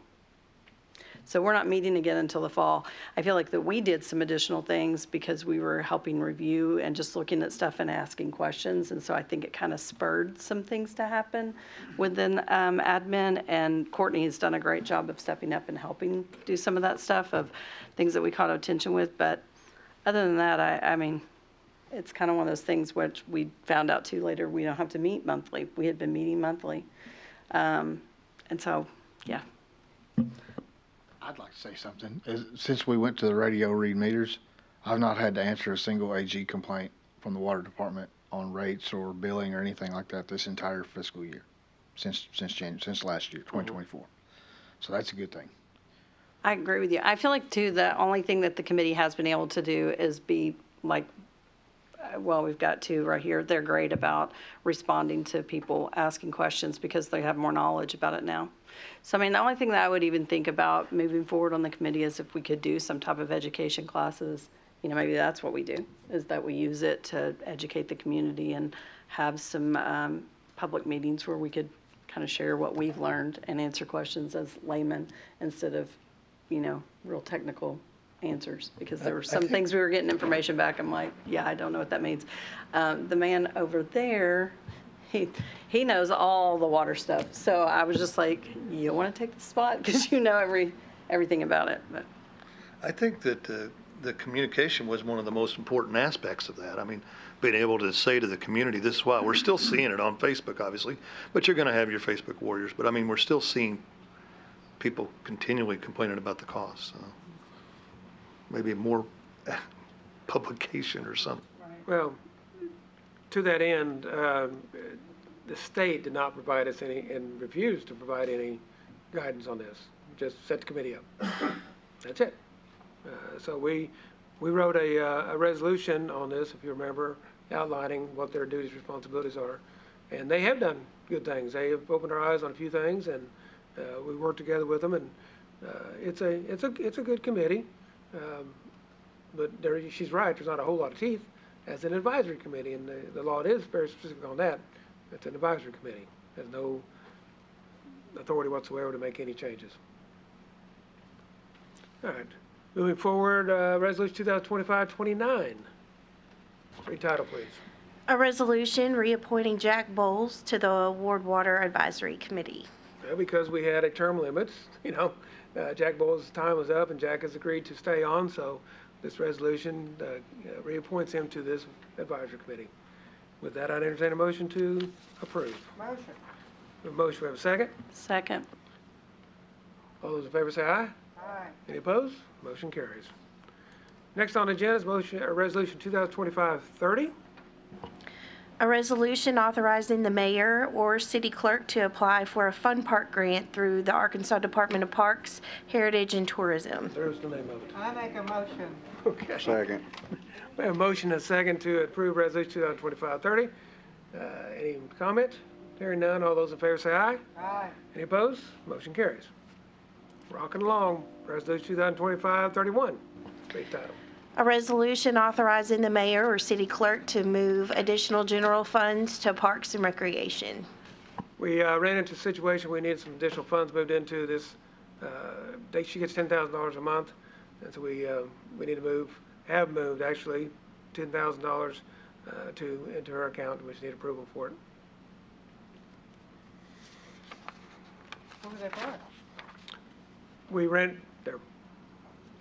The month of July, the month of July, we had 3 payrolls, and so the way we space out her yearly annual transfer through months, timing was not right, so we needed to move some funds to make sure her payrolls were If I covered. understand right, next year we have 3 months of 3. Yes, we do. So Bill. budget time, we will be, When we don't have to pay insurance those weeks. yes, It's true. so. Motion. We have a motion. Second. Any comment? All those in favor say aye. Aye. Motion carries. Resolution 2025-32, read title, please. A resolution authorizing the use of a separate checking account for Arkansas Natural Resources Division Grant Fund. Council, as we progress through the vacuum system rehab, we have approval for the $759,000 loan for an A&RD, which we haven't formally accepted. But we have to we have to open up a checking account now for that, even though we may or may not be using that later. I'm completely against this loan. Well, we're not there to say that yet. So, well, I'm gonna say it, because we have the tanks and everything else that we're spending money on. I think that vacuum system is a want and not a need, because it's not creating any problems, so I think it's We can have that asinine to do discussion. this. We can have that discussion when that time comes. Okay. To continue on with this process, I need an authorization to open up a checking account. When are we gonna come to a final decision on that? Once we get bids in, see what the total cost is gonna be and what A, we can afford in-house, or B, we need to get on the loan. By law, we can, up to the day we close on that loan, we can turn it down. So we have ample opportunity. Once we get the bids and find out what it's gonna cost, what we can pay on, A&RC will also determine if we have to do any rate increases that time, and that's what we'll talk about. Well, when are we gonna put out for bids? Bond is working on it. We have sent out the easements. We had a lot of difficulty with Department of Health on getting this approved through them for what they're wanting to do. We've since, a week or two ago, sent out easement letters asking for people to give us an easement on a map for us to do this project, getting those back in. It's a process. It's a horrible process. What's the closing date on the loan? We don't have a closing date on the loan yet because we don't have bids. You know, I think most of us are all in agreement on it. I've done a little more looking into things. I mean, I already see that we have close to $10 million in loans for the water department already. And obviously this is why our bills are so high, because we have so much debt. And I just don't understand why we need to go ahead and proceed if we're not going to accept it. I mean, I don't think the council is in support of that. I think we need to proceed with the money that's available to us if we, in the end, determine that we need to use X amount from, not the full amount, but maybe at 200,000 or something, and I'm just throwing a figure in the wind, that we may need to borrow from ANRC, ANRD. But we can't make that decision until we get all the facts. Is there any statute or law requiring us to maintain a certain balance in regards to our funds? I don't think there's a certain law that requires us to balance. We have to put X amount back every month into a, I can't remember the name, depreciation fund, thank you. So right now with the depreciation fund and cash on hand, we have $5.7 million, and we're looking to borrow $700,000. I wouldn't do that in my house, but I don't. Well, again, it's available to us, and when we get to that point where we make that decision, we'll look at, now we're having to spend upwards of $400,000 on this tank project, of which we've got a loan or a grant app in right now to help pay for $200,000 of it. But this is 792,000 over 20 years. Well, yeah, over 20 years, plus the 500,000 grant that we got from AEDC. I'm not understanding why if nobody's in agreement for this loan at this time, why we have to open a bank account for it, is what we're hung up on. Why we have to authorize a separate checking account for a loan that we don't know if we're going to take or not. Because we don't know if we're going to take it or any portion of it. But to continue with this process, this is what they need. If you open the account, is there going to be a zero balance in it, or? I think we probably have to put $100 in just to open it up.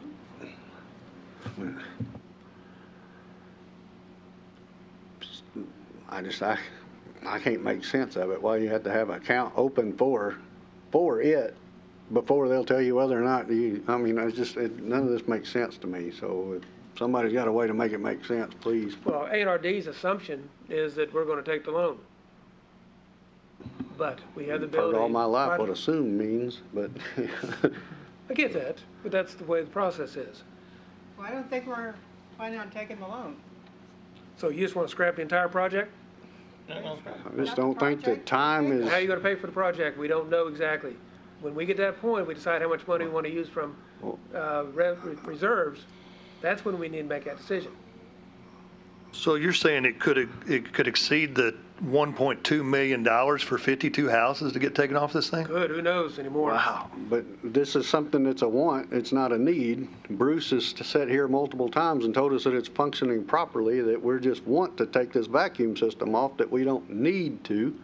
So, I mean, I can't see borrowing any sum of money for a want when we already know we got over $400,000 that we're going to have to spend to fix water tanks. It just doesn't make good financial sense in my mind. So I don't know why we would need a bank account with $100 in it to move forward with borrowing $800,000.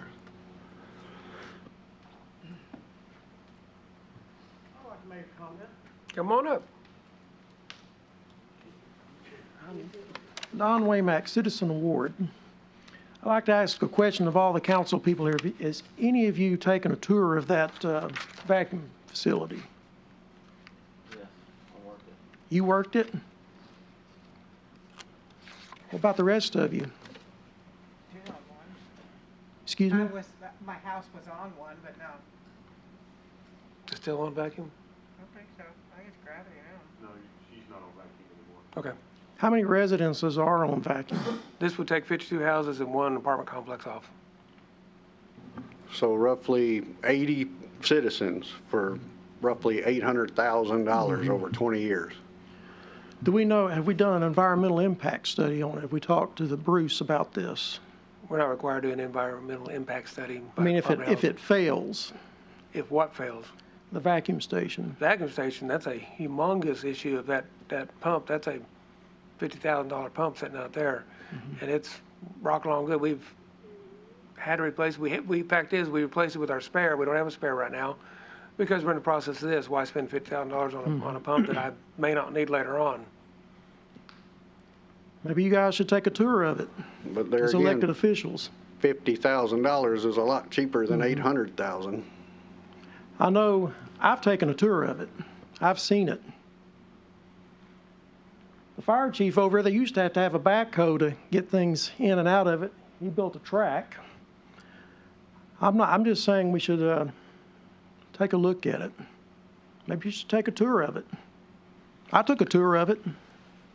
How come elected officials can't take a tour of it? Taking it offline also would be more efficient than what we're doing now. The vacuum system is antiquated, and it will It is fail. antiquated. But I get your point, though. I mean, I understand. I'm not being argumentative, but maybe you should take a tour of it and educate yourselves a little more on it and Well, see I'm it for just saying yourself. that I don't believe that the time is right for it. I just don't think everything's lining up with everything else that we got to spend. I don't see going in debt another $800,000 on a want. That's not a requirement right now. That if it does go down, that we can fix it for $50,000 versus taking $800,000 out in a 20-year loan. And I think that we would also say, Mr. Womack, that we're already receiving a lot of grief about the cost of water in our city and Right. sewage. And thereby, we're automatic, we already discussed it, it's gonna probably it would have to increase to pay that debt. Yes, and I understand that. For I'm- 52 houses, you know. And it's not so much whether or not to do Mike. it, but a loan. Mike. We don't want the loan. Right, I don't want any higher water bills either, but I'm just concerned if it does go down, what are the repercussions of that? Severe. Does anybody remember what the percentage was for the increase on that? And wasn't it something like 18 or to 22% increase? I think it No, it was was 18%. And that was just a suggestion. Again, we've raised the rate since then already, and they would have to do a rate study to determine where we'd have to go, and depending on how much we can borrow. Whether I don't it's want a lot $700 of- total or a lesser amount. I don't want a lot of debt either, but we had we were in violation, we didn't have a license. All I'm asking is, do we know the full repercussions if we don't do something? I mean, you got repercussions over 6,000 citizens and, 7,900 and some change paying for the ones that are on this vacuum system. I mean, I ain't got to get a calculator out to tell you that Well, I that don't really doesn't make think good that sense. at the end of the day that we're gonna need the whole $759,000, but we might determine that we need some of it. I think the issue is this. I'm not saying that they won't be taking off the vacuum at time in the future. However, at this time, right now, I don't think it's feasible for us to do so. And even if we did, there's no reason we couldn't, if we had to come to the place where we have to do it, we could pay for that. I mean, we got over $5 million in the account. That's what I'm trying to say. I can't justify borrowing money. Right, and I don't want higher water bills either, but I want y'all to clarify water bill versus sewer because that confuses everybody all the time. Because it's not our water, it's the sewer that we're talking about. And it's all on the same bill, but that was one of the things that we discussed that really gets people fired up. But it's because they get separate bills at other locations. They get one for their sewer and one for their water. So it confuses people. So when you say that, maybe we should have Bruce clarify it and get down in the weeds for everybody. Because I agree, I'm not saying I'm not for it, I just know I've been in my past experiences, things get brushed over and you're not fully educated on it, and then something happens, and then you wind up having more money and fines and bad publicity. I think the fear of the council, though, Dawn, to answer you is like, we have gone at like everyone's complaint that we're in debt for all of the sewer system that we have, and then we built it earlier than we needed it. Right. And so that makes everybody, and what Rob's pointing out, is being fiscally responsible, and the same thing with Chapman. We've got, money back that we don't want to take any more loans out because that kind of puts us, we're just trapped then. Right. And I'm glad you're watching the money because I don't like high bills either, I'm just saying, be good to check it all out, cross the Ts and dot the Is, and don't leave a stone unturned. You mentioned 1.5 million possibly. How much money do we have available? According to our finance report, we have 5.1 that includes depreciation funds, which this ought to be, to me, would be a depreciation. Mayor, of course, we got a, what was it, $500,000 grant? Is there a Yes. time limit on that? No, through ADC, they've, they stay on top of them, and they've told them this process takes a long time because all the hoops you have to jump through besides getting a checking account or not, getting a Department of Health to approve your plans. And this checking account, is there a time limit on that? Does it have to be today, or can we? They requested it. We maybe schedule like Mr. Waymack's saying, a tour so everybody can take a look at it with. You can go out to the vacuum place anytime you want. Now, according to that new ordinance.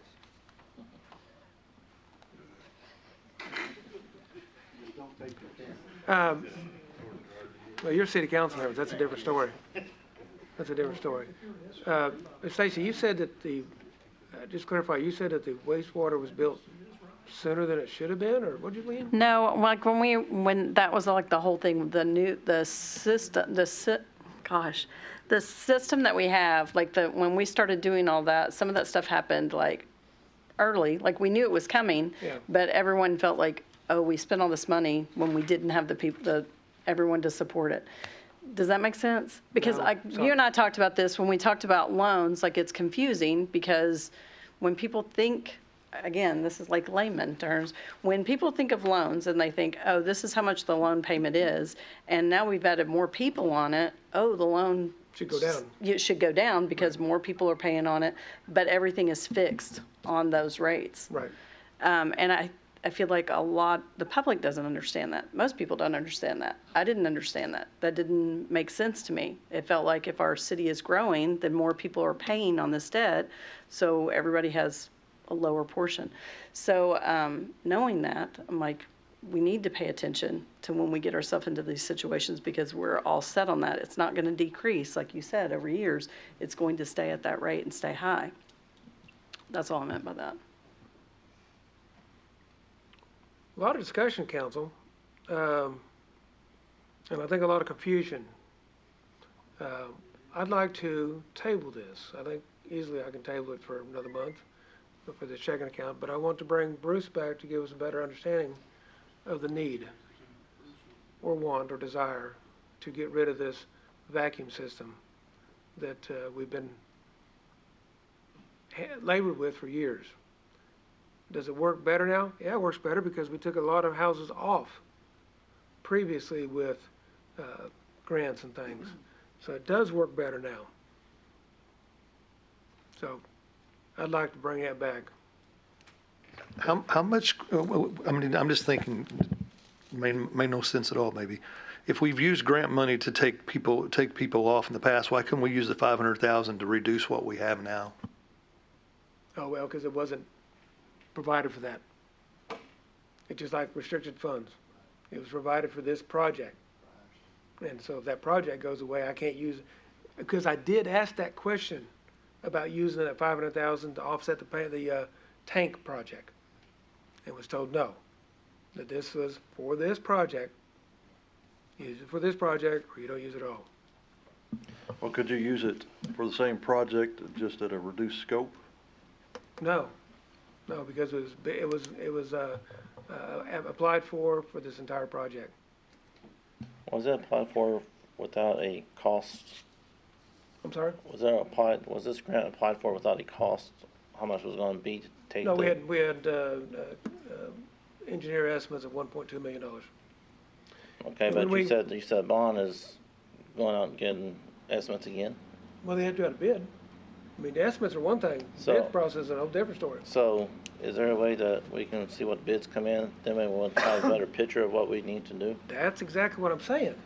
Once the bids come in, then we'll sit down with our monies and say, okay, we can take out just figures, $500,000 out of our own money and borrow $200,000 from them if we don't want to drive our reserves down a little further.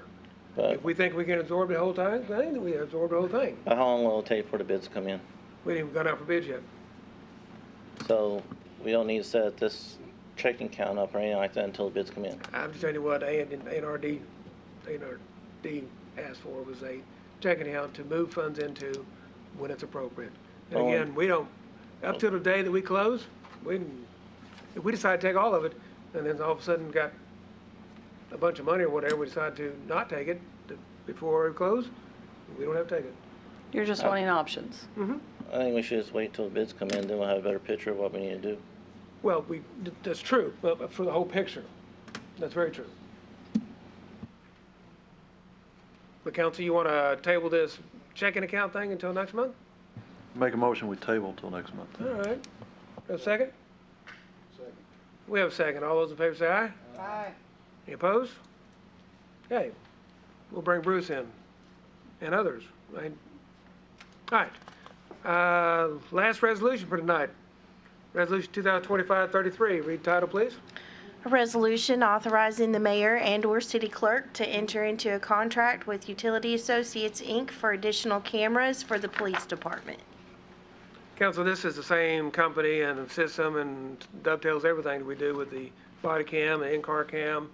This will be into the back room, the breathalyzer room, and interview room. Yes, this would just get rid of the system I've got that's starting to fail and put everything on the same recording and search system that the body cam and car cams are on. I think more to the point, when building a case, this ties directly into everything. Yes. The cost is $39,684. I talked to them today. We'll figure out if we need to pay it upfront or if we can pay it over a 5-year lease period. I have a question. Yes, ma'am. The interview room and the breath analyzer, are they in the same room? Can they not be put in the same room? No, ma'am. Oh. Okay. No, ma'am. So just 2 rooms is what you're needing? How often are they used? I mean, I don't ever come to jail, so. Well, let's hope you never do. The goal is never use them, but. That's a secured location. You're not welcome. Well, the interview room is one of those locations you don't want to go into. But I mean, it's hard to say how often it's used. I'm just curious. It's not a matter of how often we use it. It's- We need to be there when we need it. You know, it's, I'm just curious. This is an opportunity for me to ask questions.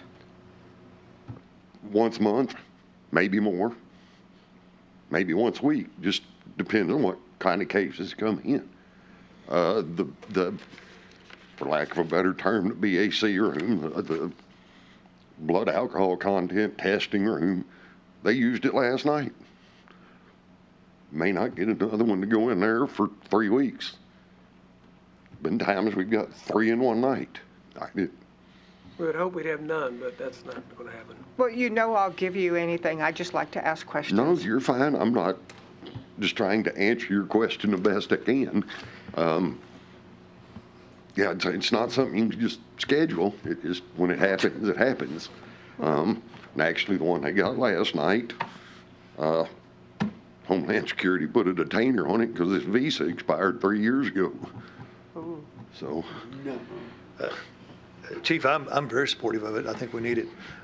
Did we check with, we obviously we didn't get bids because it's under the amount, but I mean, No, but we didn't get bids for that, but we also didn't get bids because it ties into the existing it's a current system. supplier, Yeah. so. I make a motion. Or we don't need a motion? Yeah, we need a motion. The motion, there you go.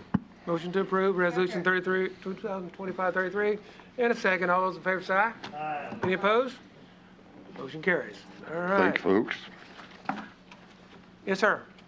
I have some additional information. I'm sorry, I should have had this earlier, but I was texting with the deputy clerk about the general ordinance violation issue, and she reminded me of what the older one was. The most recent one was something about a subdivision, and that didn't really strike any bells with me. But the older one was a stop work order.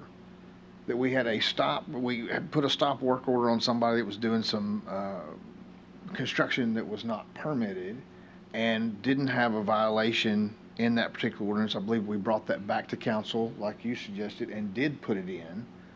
then sent it to Context. By the time Context got it entered where we could actually issue the citation and the fine, our 1 year to prosecute had passed. So therefore, we decided, boy, it sure would be a good idea if we just had a general thing in that we could get through Context, and that way, if any of this ever came up again, we could fall back on the general ordinance violation until Context approved our current one. Until That may we- make a little more sense than. Or until this council can add it to the existing ordinance. Yeah, and see, that was only like a 1 month delay, maybe. Right. But getting a Context took months. Yeah, context Every is- statute has a discretion to it. There's always a minimum or a maximum on every statute in the book. All right, next on the agenda is my mayor's report. Walk through it very quickly. Starts for sidewalk project. We're waiting on permission to bid. We have all the easements we need, the right-of-ways we need. We just need to get some utilities moved now, some broadband stuff. SARS 5 sidewalk project, we're still waiting for RDOT to approve the 90% drawing for reduced scope. SARS 6 has been submitted. Don't know anything about it yet. The wastewater rehab, we've talked about that ad nauseum tonight.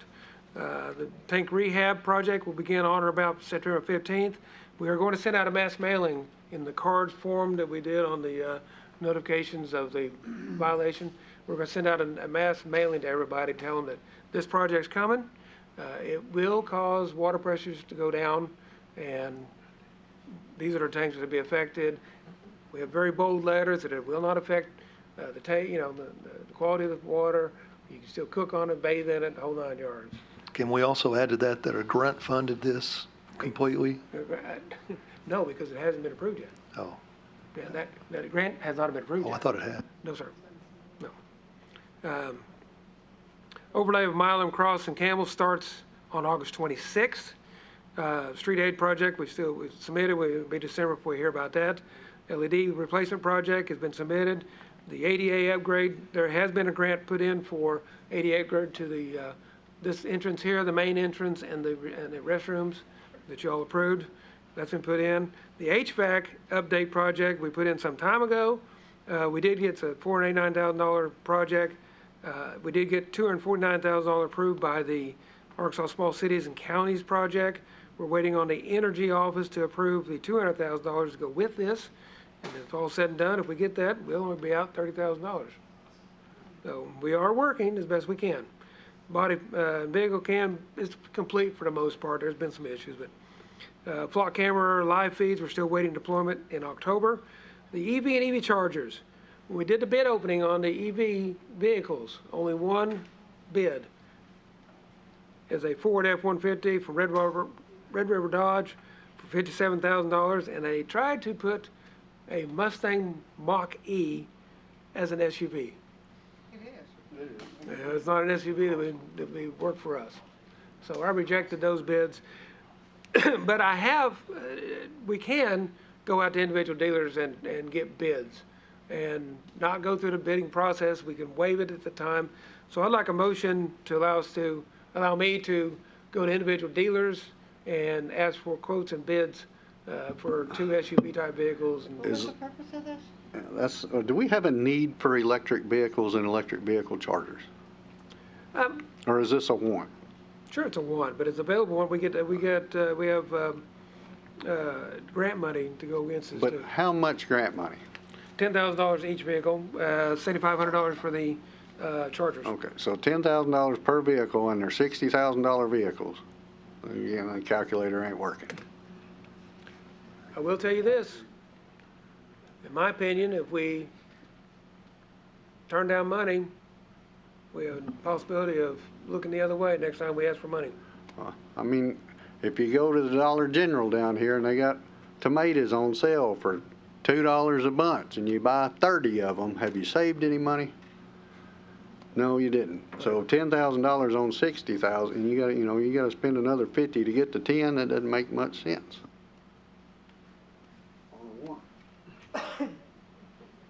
Yep, we decided we wanted this some time ago, and that's why the council approved it.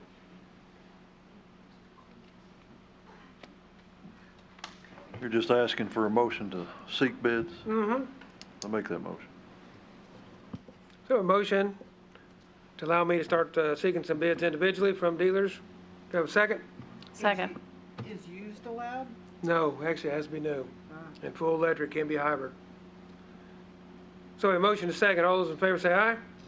Any opposed? Opposed? Roll call, please. Councilmember Hefner, No. Councilmember Brooke, No. Councilmember Rubel, No. Councilmember Hall, Yes. Councilmember Chapman, Yes. Councilmember McMinn. Yes. 3-3, I'll vote in affirmative to continue. The EV charges of this are still being evaluated. I did evaluate the Blink-in EV charging system for $6,600. It looks like a good deal. It did not include installation. So we're gonna have to look different on that one also, but I'll bring that back. That concludes my mayor's report tonight. We have a comment. You're up. Please come state your name and where you live and what you want to talk to us about. And you got basically 3 minutes, okay? Okay, thank y'all. I'm John Yarbrough, live on Weatherwood. I'd just like to mention, my wife has a property up in BB, but they don't have a ordinance to move a car that's parked in a yard, so her neighbor decided to just park her car next to her house that's not operable. And we're having just difficulty selling it. So, with those facts, I just wrote down, you got reduced net worth, harder to secure second mortgage, refinance with no equity, financial losses when selling, the overall desirability of the neighborhood, and then also you'll lose assessed value, your loss in value in property taxes, which helps y'all to secure loans at a cheaper rate, which y'all are talking about higher interest rate loans right now. So I'd just like to make a statement on, getting ordinance passed where you can't park your car in your front yard. Okay. So that's the bottom line is that you want us to consider an ordinance banning parking in front yards. Yes, pretty much. Is this an inoperable car, or is that what you, is that what I heard? Yeah, if it's not in operation or a certain amount of days, if it is We in have that operation. already. Yeah. Oh, okay. Yeah, we have that already in place. For But okay. Not specifically parking on a yard. Okay. But inoperable vehicles is an ordinance already. Okay, they can park in the front yard though. Yeah. Okay. We Yeah. discourage it, but Yeah. there's nothing that says we can't. Okay. All right.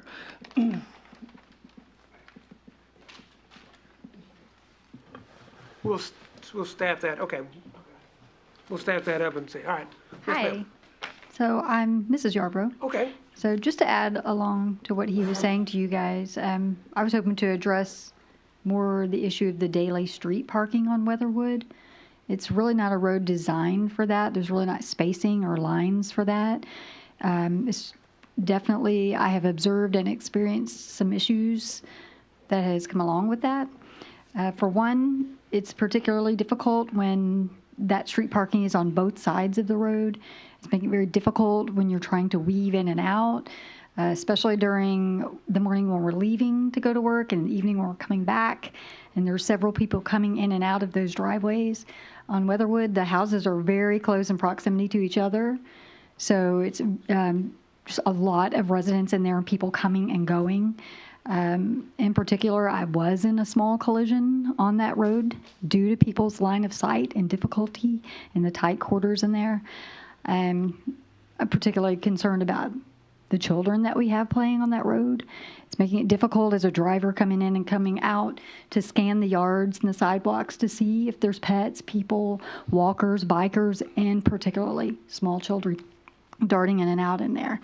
I'm also concerned about the emergency vehicles. I would be interested to see what the waste pickup couple had to say about if they run into trouble with that. I particularly had to wait one day leaving for work when the great people were doing a great job picking up our trash, but there was no room for maneuvering between street parking, waste pickup, and people coming and going.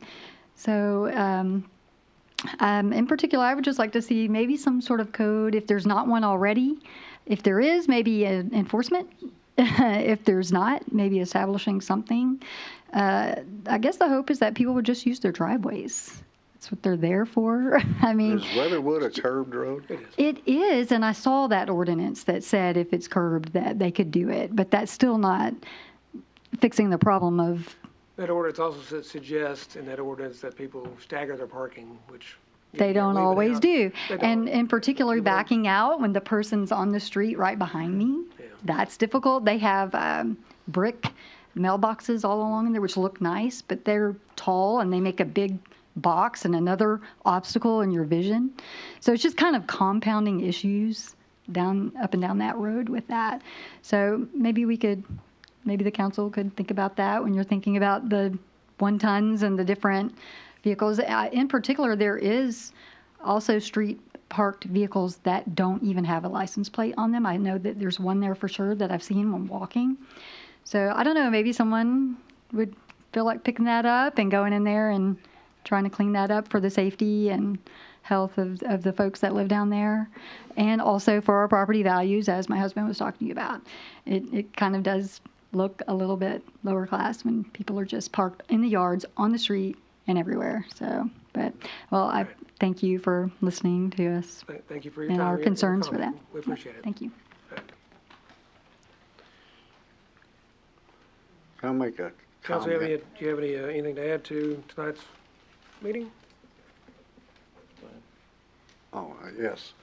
So all these wants and stuff we got, I got a need I want to talk about. All right. So we just bought vehicles for the police department, and we seem to be doing that quite a bit here lately. But not for a want, but for needs. But we got a fire chief, the vehicle that he drives, I don't know how in the world it's still running. You listen to him go down the road, it rattles like an old log wagon. He crosses railroad tracks over here, sound like the front end's gonna fall out from under it. Why have we not seen anything to replace the fire chief's vehicle? That vehicle that he is in is the one that Randy Staley had when he was the fire chief. No. Yes, it is. That Dodge truck. We got the fire chief a new vehicle some years ago, and he felt it better used by basically the squad to make initial responses. So he took the squad vehicle and make it his own, which is an older vehicle, on his own. When a fire chief, I mean, I get that, but when a fire chief comes to me and we'll talk about it. That's more of a need than a want. All right. Anything else? There being nothing else on this, announcements, Planning Commission August 25th. Our next city council meeting September 16th. And with that, I entertain a motion to adjourn. A motion. Second? We're adjourned. Thank you very much, council. And it was a great meeting. Yes. I know. You're right. You're right.